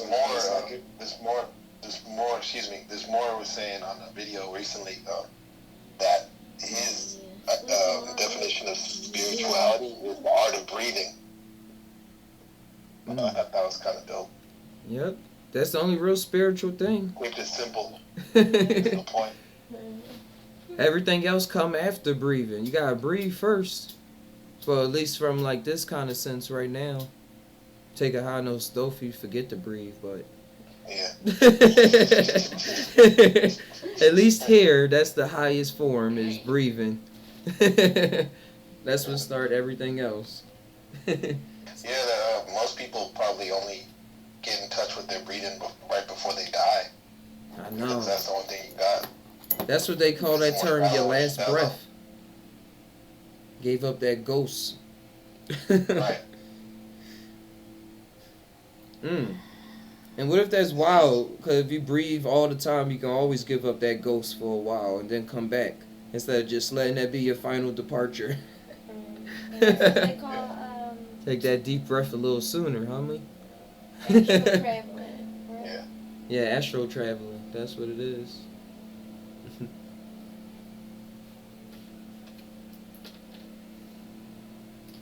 Thanks. Alright. For some reason, NDEs popped in my head. Near-death experiences. That would be wild to have. Well, that's wild for the people that have had one. I'm gonna put it like that. And now seeing it on them. She had one. Oh, she did? Did she talk about it? Yeah, she did. She said that when she was younger, maybe like elementary school, she got in a car accident and her head hit the dashboard really hard. Mm-hmm. And she said that she remembers seeing herself like above outside the car looking at herself. Yeah. I mean, I would ask her more, but she's not around anymore. But back then, that was the most she was able to tell. Like, I was out of my body. I said back then, that was the most she was able to tell. Like, that was extreme enough. I was out of my body, floating. Yeah. It didn't matter what I saw. I was floating. Yeah. She wasn't really a spooky person or anything like that. But, so, for her to say that must have been, like, real for her, you know? Yeah, most definitely was. Yeah. That's why I like that we got this community now where we can have people reflect off of our experiences, like off of all the recesses of thought that we can go down or that we have. Yeah. And be like, yeah, you saw that. and you was freaking out. What was that freak out thing about? Like, what did you see? And then compared to what we saw or something. Yeah. It reminded me of memory. what you saying? One more memory of my grandma, real quick. Like Esther. Here you go. I remember because she used to smoke Salem 100, just a long cigarette, like menthol, right? And I remember as a kid, I used to trip out, like watching the smoke, man. Because even as a little kid, I was like, dude, it's like spirits and stuff. Like mesmerized by it, especially like when the sun would come through the window and see the smoke and stuff like that. And later on, as I got older, like I learned like how Native Americans use the tobacco as like a sacred plant and having to do with spirits and what. And I was like, that makes sense, man. Like it makes yeah. It was a guy on True Facebook a while ago. He used to post pictures all the time of him blowing smoke into the window, and he used to say that he saw faces and things inside of the smoke, and he would ask if anybody else could see him. My grandpa smoked Salem 100s, bro. Oh shit! See, there you go, bro. I used to sit down, fucking take a little hit, feel a little buzz when I was like 5 or 6 years old. Yeah. Go up and start playing fucking video games again. A little buzz, a little head rush. That's funny. Yeah. Yeah, in like 6th grade, like my buddy Gabriel, we did a science fair project about the dangers of smoking, and like we took like a ball, black, right, with the cotton balls and shit. But like, I think we just used it as an excuse so we can go in the back and smoke. So, like, I was reflecting on that last night, bro. Yeah, like real scientists, man. Like, want to experiment. Like, figure out how things work. Like, don't just take somebody's word for, like, I was always interested in, like, getting that book, like, How Things Work. Like, engineering books.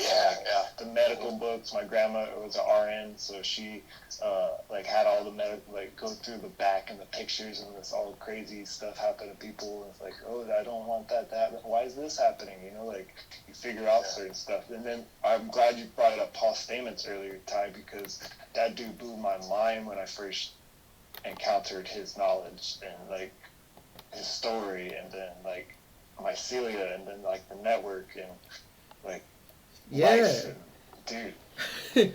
And the way he talks about it, because that's his job. So, when it's your job, you get all the scientific terms down, and you know what those scientific terms even mean. So when you presenting them, he, like, putting that magic out there. Right.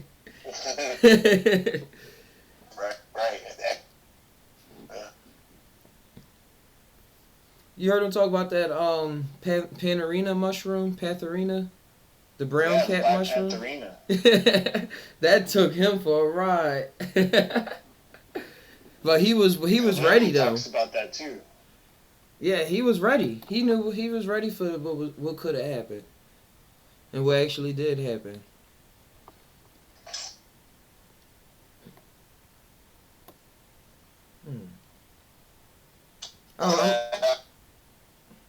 Oh, I'm sorry, he was breaking up.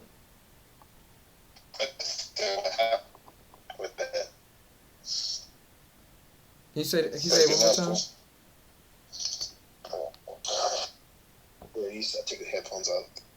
I was saying what happened because I didn't hear about his trip. I guess I gotta watch it, but wait, whose trip again? Out. My bad. Whose trip? You said that he was ready for the trip on that Black Panther. Oh, I don't remember that much. That's why I stopped talking about it. I just remember, his body got paralyzed. He got paralyzed. And he was like, he couldn't move his body. That was the big thing about it. It took over, like, his physical body and couldn't get up or anything. Yeah. It has different chemical in it, besides the psilocybin that acts on the body. Kalindi mentioned it before. He was mentioning the Anamina Patharina. It's like it's an Anamina kind of mushroom. Like got the white dots on the top.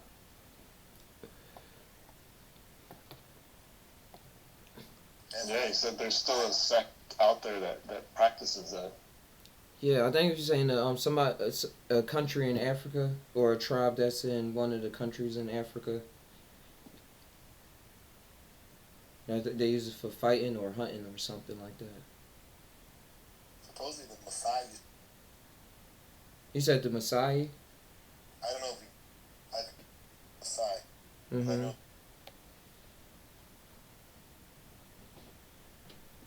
That's why they call us children of two worlds, like, because we got, the taxes and or stuff, bills and daily grinds, yet we're involved in the spiritual nature, so to say, of things too, the interconnectedness of where our people have been and are going. It's not just like, houses and this and this and this, go to McDonald's or whatever, like, all these people are actually people too, I think a lot of people, lack of a better term, are waking up to that. Yeah, that the people who are going to McDonald's, they still people too. Yeah, because I think waking up to a lot of, when you start seeing more in yourself, and you start getting, I'm for myself, I started the mushrooms, like, help me see the hatred that I was having for thoughts in myself, and that's what I was projecting onto other people in any kind of form or fashion. Like, everybody, yes, sir, the somebody. hatred you see in yourself is what you hate in other people. Mm-hmm. And then you see the way they acting on their life and be like, well, look at them. They're not real. I mean, well, not real, but they're not people. Like, they're people. They just run in a different program. You remember that program? That's what be going through my mind. Like, you remember that program? You know how it is for that program to be running. And I'm like, yeah, I know. It take a lot. It don't take a lot. It's lessening as I'm going, but it's getting a little easier for that little horn to clunk in my ear. Just like the clown horn, like, like, remember what's going on. Remember what's going on. It comes through my breath, I find.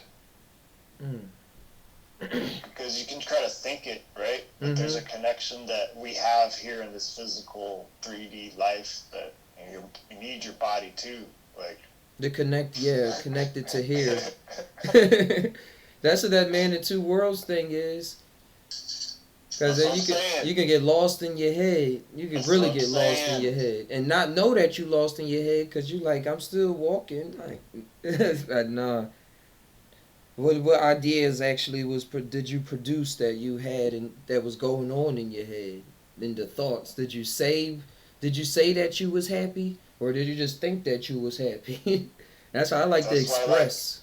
Like in the Matrix, they say don't wake them up too late because it could fuck you up.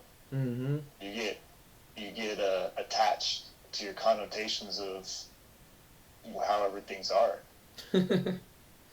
And be just a loony old man just living by himself in the woods.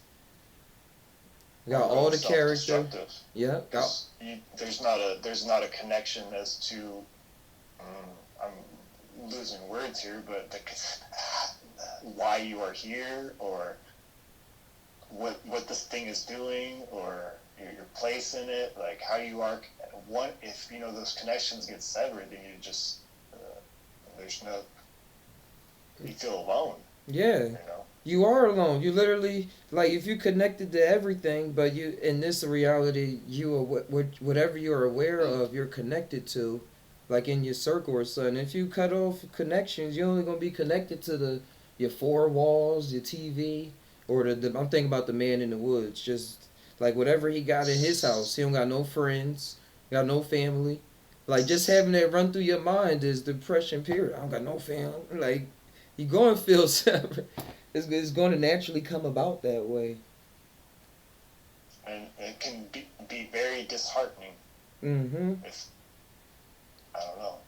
It is disheartening. You replace the heart. Well, your perceptions of it, right? Your perceptions of the connection, whatever you were connected to before has now stopped or ceased. So now you got to build new. What are you? What, like, your creative phase? Like, so it's like a cycle, right? Like, the learning, they talk about the yugas, the knowing of knowledge, and then the dissemination or dispelling of that knowledge. Mm-hmm. Now I know what you want with that. That's why I think the way I could talk about that, but still making kind of sense, was is skateboarding. Like skateboarding, like if you're trying to learn a trick or something. Well, when I'm trying to learn a trick, I would look up all these things, or when I had people around more back in the day, I would ask them questions on how they did this, how they turned their body, and like how to kick the feet, position it, and all of that. But when I'm microdosing on mushrooms, it's like I forget all of that, but I still know it, but I forgot it. But when I'm playing it out, it's like I just know it. Like this just comes out. Just be. Yeah, I'm just being. It's like, oh, my body knows to do this. I don't gotta think like go do that now, and now knows to turn this way and with the head flicking that way while the feet are being flicked out this way. It's just doing it. And when I've landed, it's like the feeling. It's like I'm a little kid again. I feel like a little kid again. I said that's how Tony Hawk must feel. He's 50-something years old, still skateboarding. That dude, man. Because he don't need no more money. He's skating for the love of it. They built some huge skateboard ramps, too, man. They fly, snowboarders, too, fly crazy distances. Yeah. I was just thinking about that. Snowboarding is wild. Because they be chilling up there. Because they like, imagine how much you chilling to be on a snow mountain. Like, literally, figuratively. Like, you can't be all having anxiety like, in the snow. Surfing, too? The like 120-meter wave. Whoa, I didn't see that particular one, but I seen huge wave stories. It was recent. It was like in I want to say Thailand or something. Uh-huh. That's a rush. That's a rush. It's like it's just me in the ocean. And the ocean is really here right now. Like it is so present and created this 100-and-something foot wave. And I'm on it. 100 meters. So 100 meters. Like that thing's a football field. Wow. At least, yeah. There probably was a shark in there too. Man. Like I'm gonna ride this too. This don't come about so often. I know that's what they look for. That's what they look for. And if you're trying to match the thrill that you get from, I'm just telling. If you try to match the thrill you get from DMT or a psychedelic experience, and you able to embody it that much into that wave, that's pretty awesome. That's how I be looking at things. He had that much craziness going on in his head. Like if he didn't do that, he would have been crazy. He would have all this stuff going on. That's oh man, I got this stuff. I just don't know what to do with it. He manifested that wave. So he can chill out. Like, yeah, I want this. Things tired. I be thinking like that when I'm hiking. Because I used to not want to look over the edge of cliffs, and I used to have a fear of heights and stuff like that. But I used to acid go in the woods, and now I'm like going out in Chico, definitely being out in Chico, where they got real forests and mountains, nothing like Philly. Looking over the edge of cliffs and stuff, like my heart not pacing, like, oh man, I'm about to do it.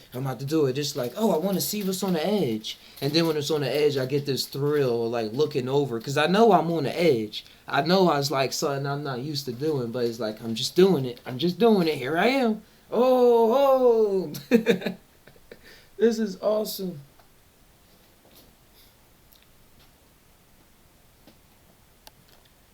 You ever hear the artist Grimes? What? Grimes. The Grimes? Grimes. It's a music person. She makes music. Oh, Grimes, yeah. Yeah. She signed with Rhyme Slayers, right? Yep. She just posted something on her YouTube that got my attention. Don't you know you can post stuff about your channel? Like not a video, but like a thing? Yeah. when I was looking at it. I thought I might be talking about the wrong person. Oh yeah, we talking about two different people. I'm gonna see what type in when I type in Grimes guy.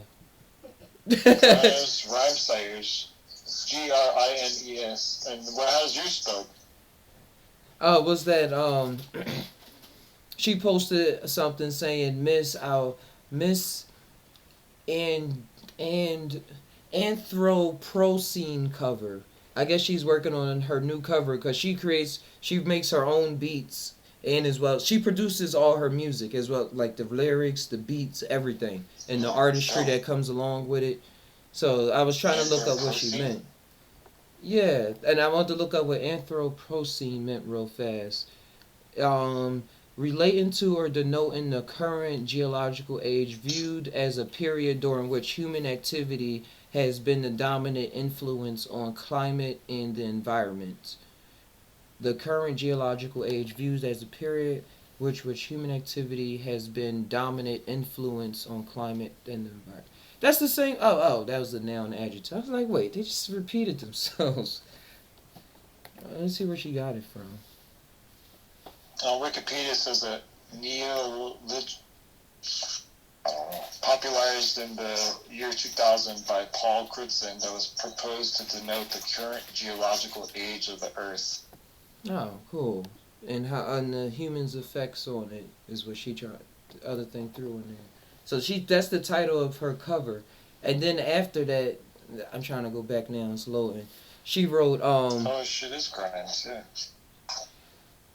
She wrote it's the program the new gods use to edit and design the simulation, sort of a mix of Photoshop, Premiere, and whatnot. And it's funny because that's how I feel when I'm using these programs. That's why I want to get into Blender more. I'm saving up, I'm manifesting it. I'm just letting it come about to get a good enough computer where I can start doing 3D animation. Because I want to build a 3D motion capture studio in my room. I figured out how to do on with Xbox One Connect and combining it with Blender and some other programs.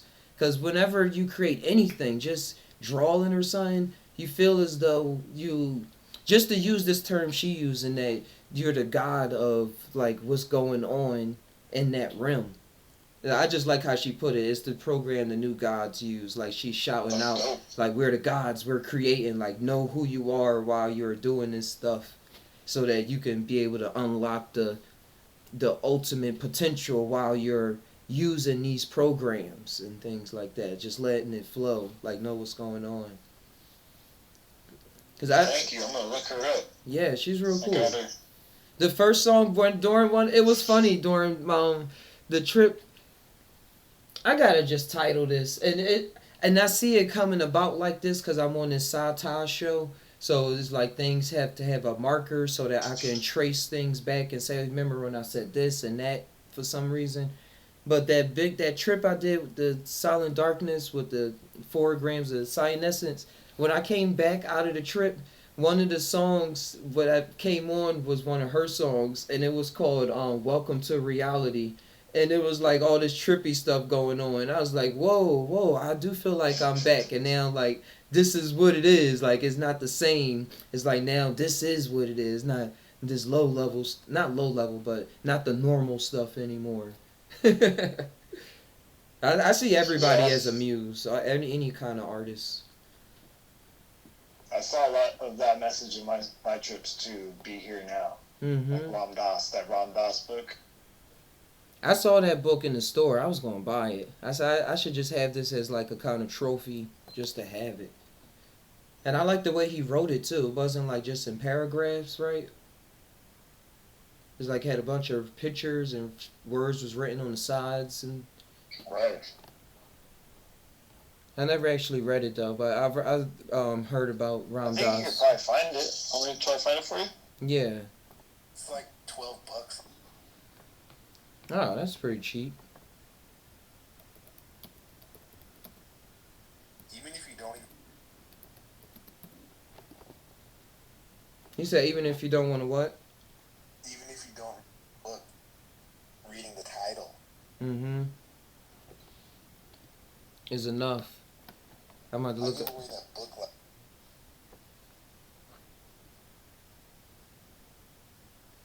kind of cutting out, bro.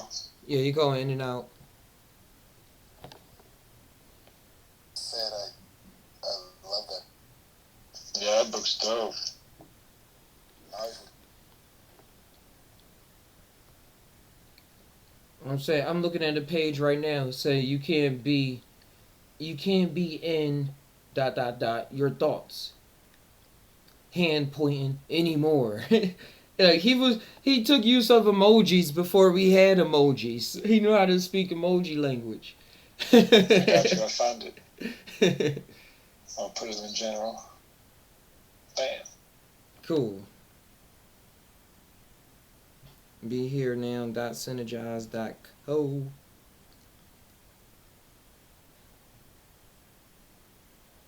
Oh yeah, then somebody just upload the whole PDF. They like, give me your book.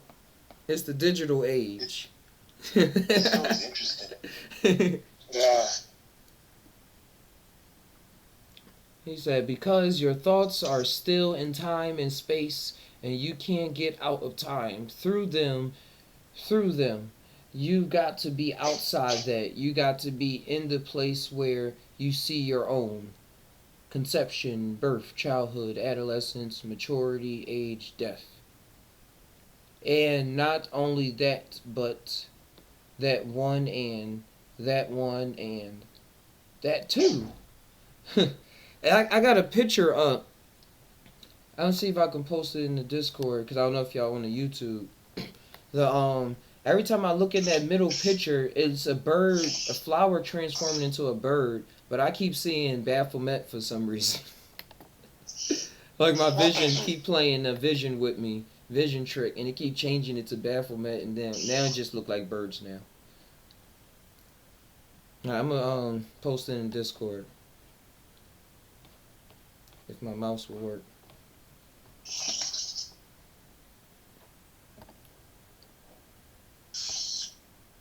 Nope, it's not working for me.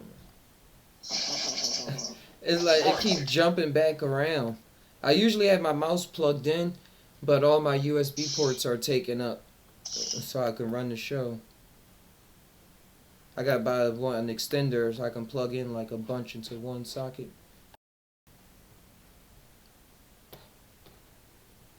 Next, see everything. There we go. I got hummingbirds coming to visit. Oh, they move so fast. Fuck, I love the way they sound too. Yeah.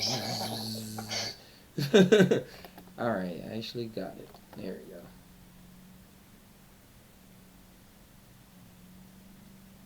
Like he's black on the side, but he looks at you and then he's got a red face. Like his feathers turn black and red. Or like pink. Like reddish hot pink. Oh yeah, that one. Yeah.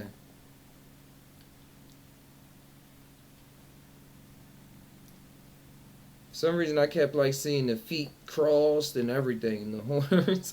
Like that was completion. Just like the way he's saying right now. Like the whole birth and rebirth and death and stuff like that. That's why like the Baphomet, the Satan, the evil is so attractive, because it replicates the whole, but it does it in a separatist way. Mm-hmm. So there is the design there, but it's a cut off design. It doesn't feed back to the everything. It just feeds back to itself. It's self-looping. Which is, the universe is a self-loop, but it's a self-loop in the self-loop, and that's... And that's where people get confused and lost. That's where we get confused and lost in the past. What was you saying? No, but yeah, I was just going to reiterate that's my own personal view. I'm not speaking like that's how it is. It's just my personal view on it. No, that's why I was saying tagging along. I was saying that's how it is for us, me too, sometimes. So You see the hummingbird? No, I didn't even know that. I just saw the feeder. I see it now. Oh, that's nice. Around here, I see a lot of ruby-throated ruby-throated hummingbirds. Ruby-throated? Yeah, they red on the throat. It's all bright red. I used to know a whole lot of bird calls in high school. I used to know at least 20 bird calls. I was part of this thing called Envirothon, and it was like we used to go against different schools and stuff. And one time we made it to the state competition, but my section was to learn about all the wildlife and the birds and how they interacted with each other and the animals and just stuff like that.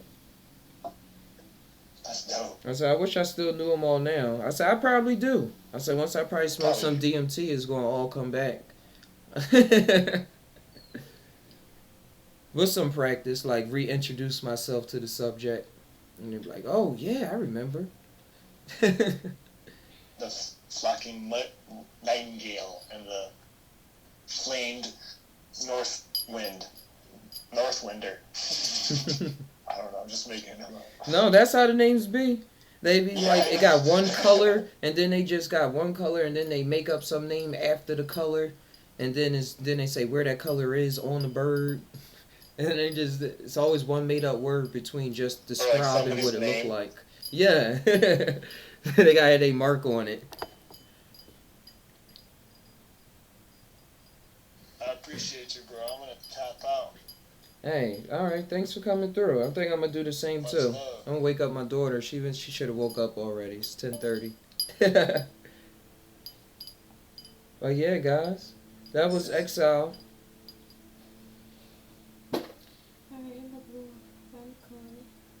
For what? Oh, it is Wednesday. All right. I'm about to end the show.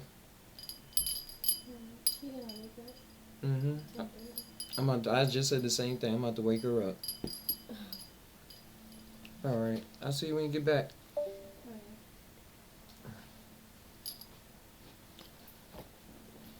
Alright, yeah. Thanks, Blaxican, for coming on through. Thank you, King Guys, for coming through earlier in the conversation. And hey, Matias, thanks for tying on and listening to all of our talky talks and malarkeys. But this was I enjoyed this morning. I really enjoyed this morning. And I'm happy that the stream just flowed. It flowed. The conversation, the talks, and the internet. The internet just played on out. It really is like being in another reality, you might as well say, where everything is flowing. At least for these moments. So let's take hold, take charge, and remember this for when the rain comes. So thank you all for coming through. Hit the like button, hit the like if you're coming through. Share this video on the platform so the conversation can be organically just thrown out into the ethers. And we all tie, but do we really tie? Sometimes I don't know, dude. Sometimes I really don't know. And this is a cool, recreated. This is a cool dedication to Chris. So check out his videos and all the knowledge that he had to share before he went to another place. So thank you guys. So to be sure to share your stories. Come on, don't be afraid to come on the show and come and talk. Bring up anything. You saw Exile brought up the politics. He didn't know if he could bring that up because we don't usually talk about it. But hey, man, that's if I'm not on it, you probably on it. So bring whatever you on to the table, to the round table, so we can have a big meal to eat off of. So we can. It's a potluck, like a potluck. So let's keep we already doing. I don't even gotta remind again. Ty always, adios, peace.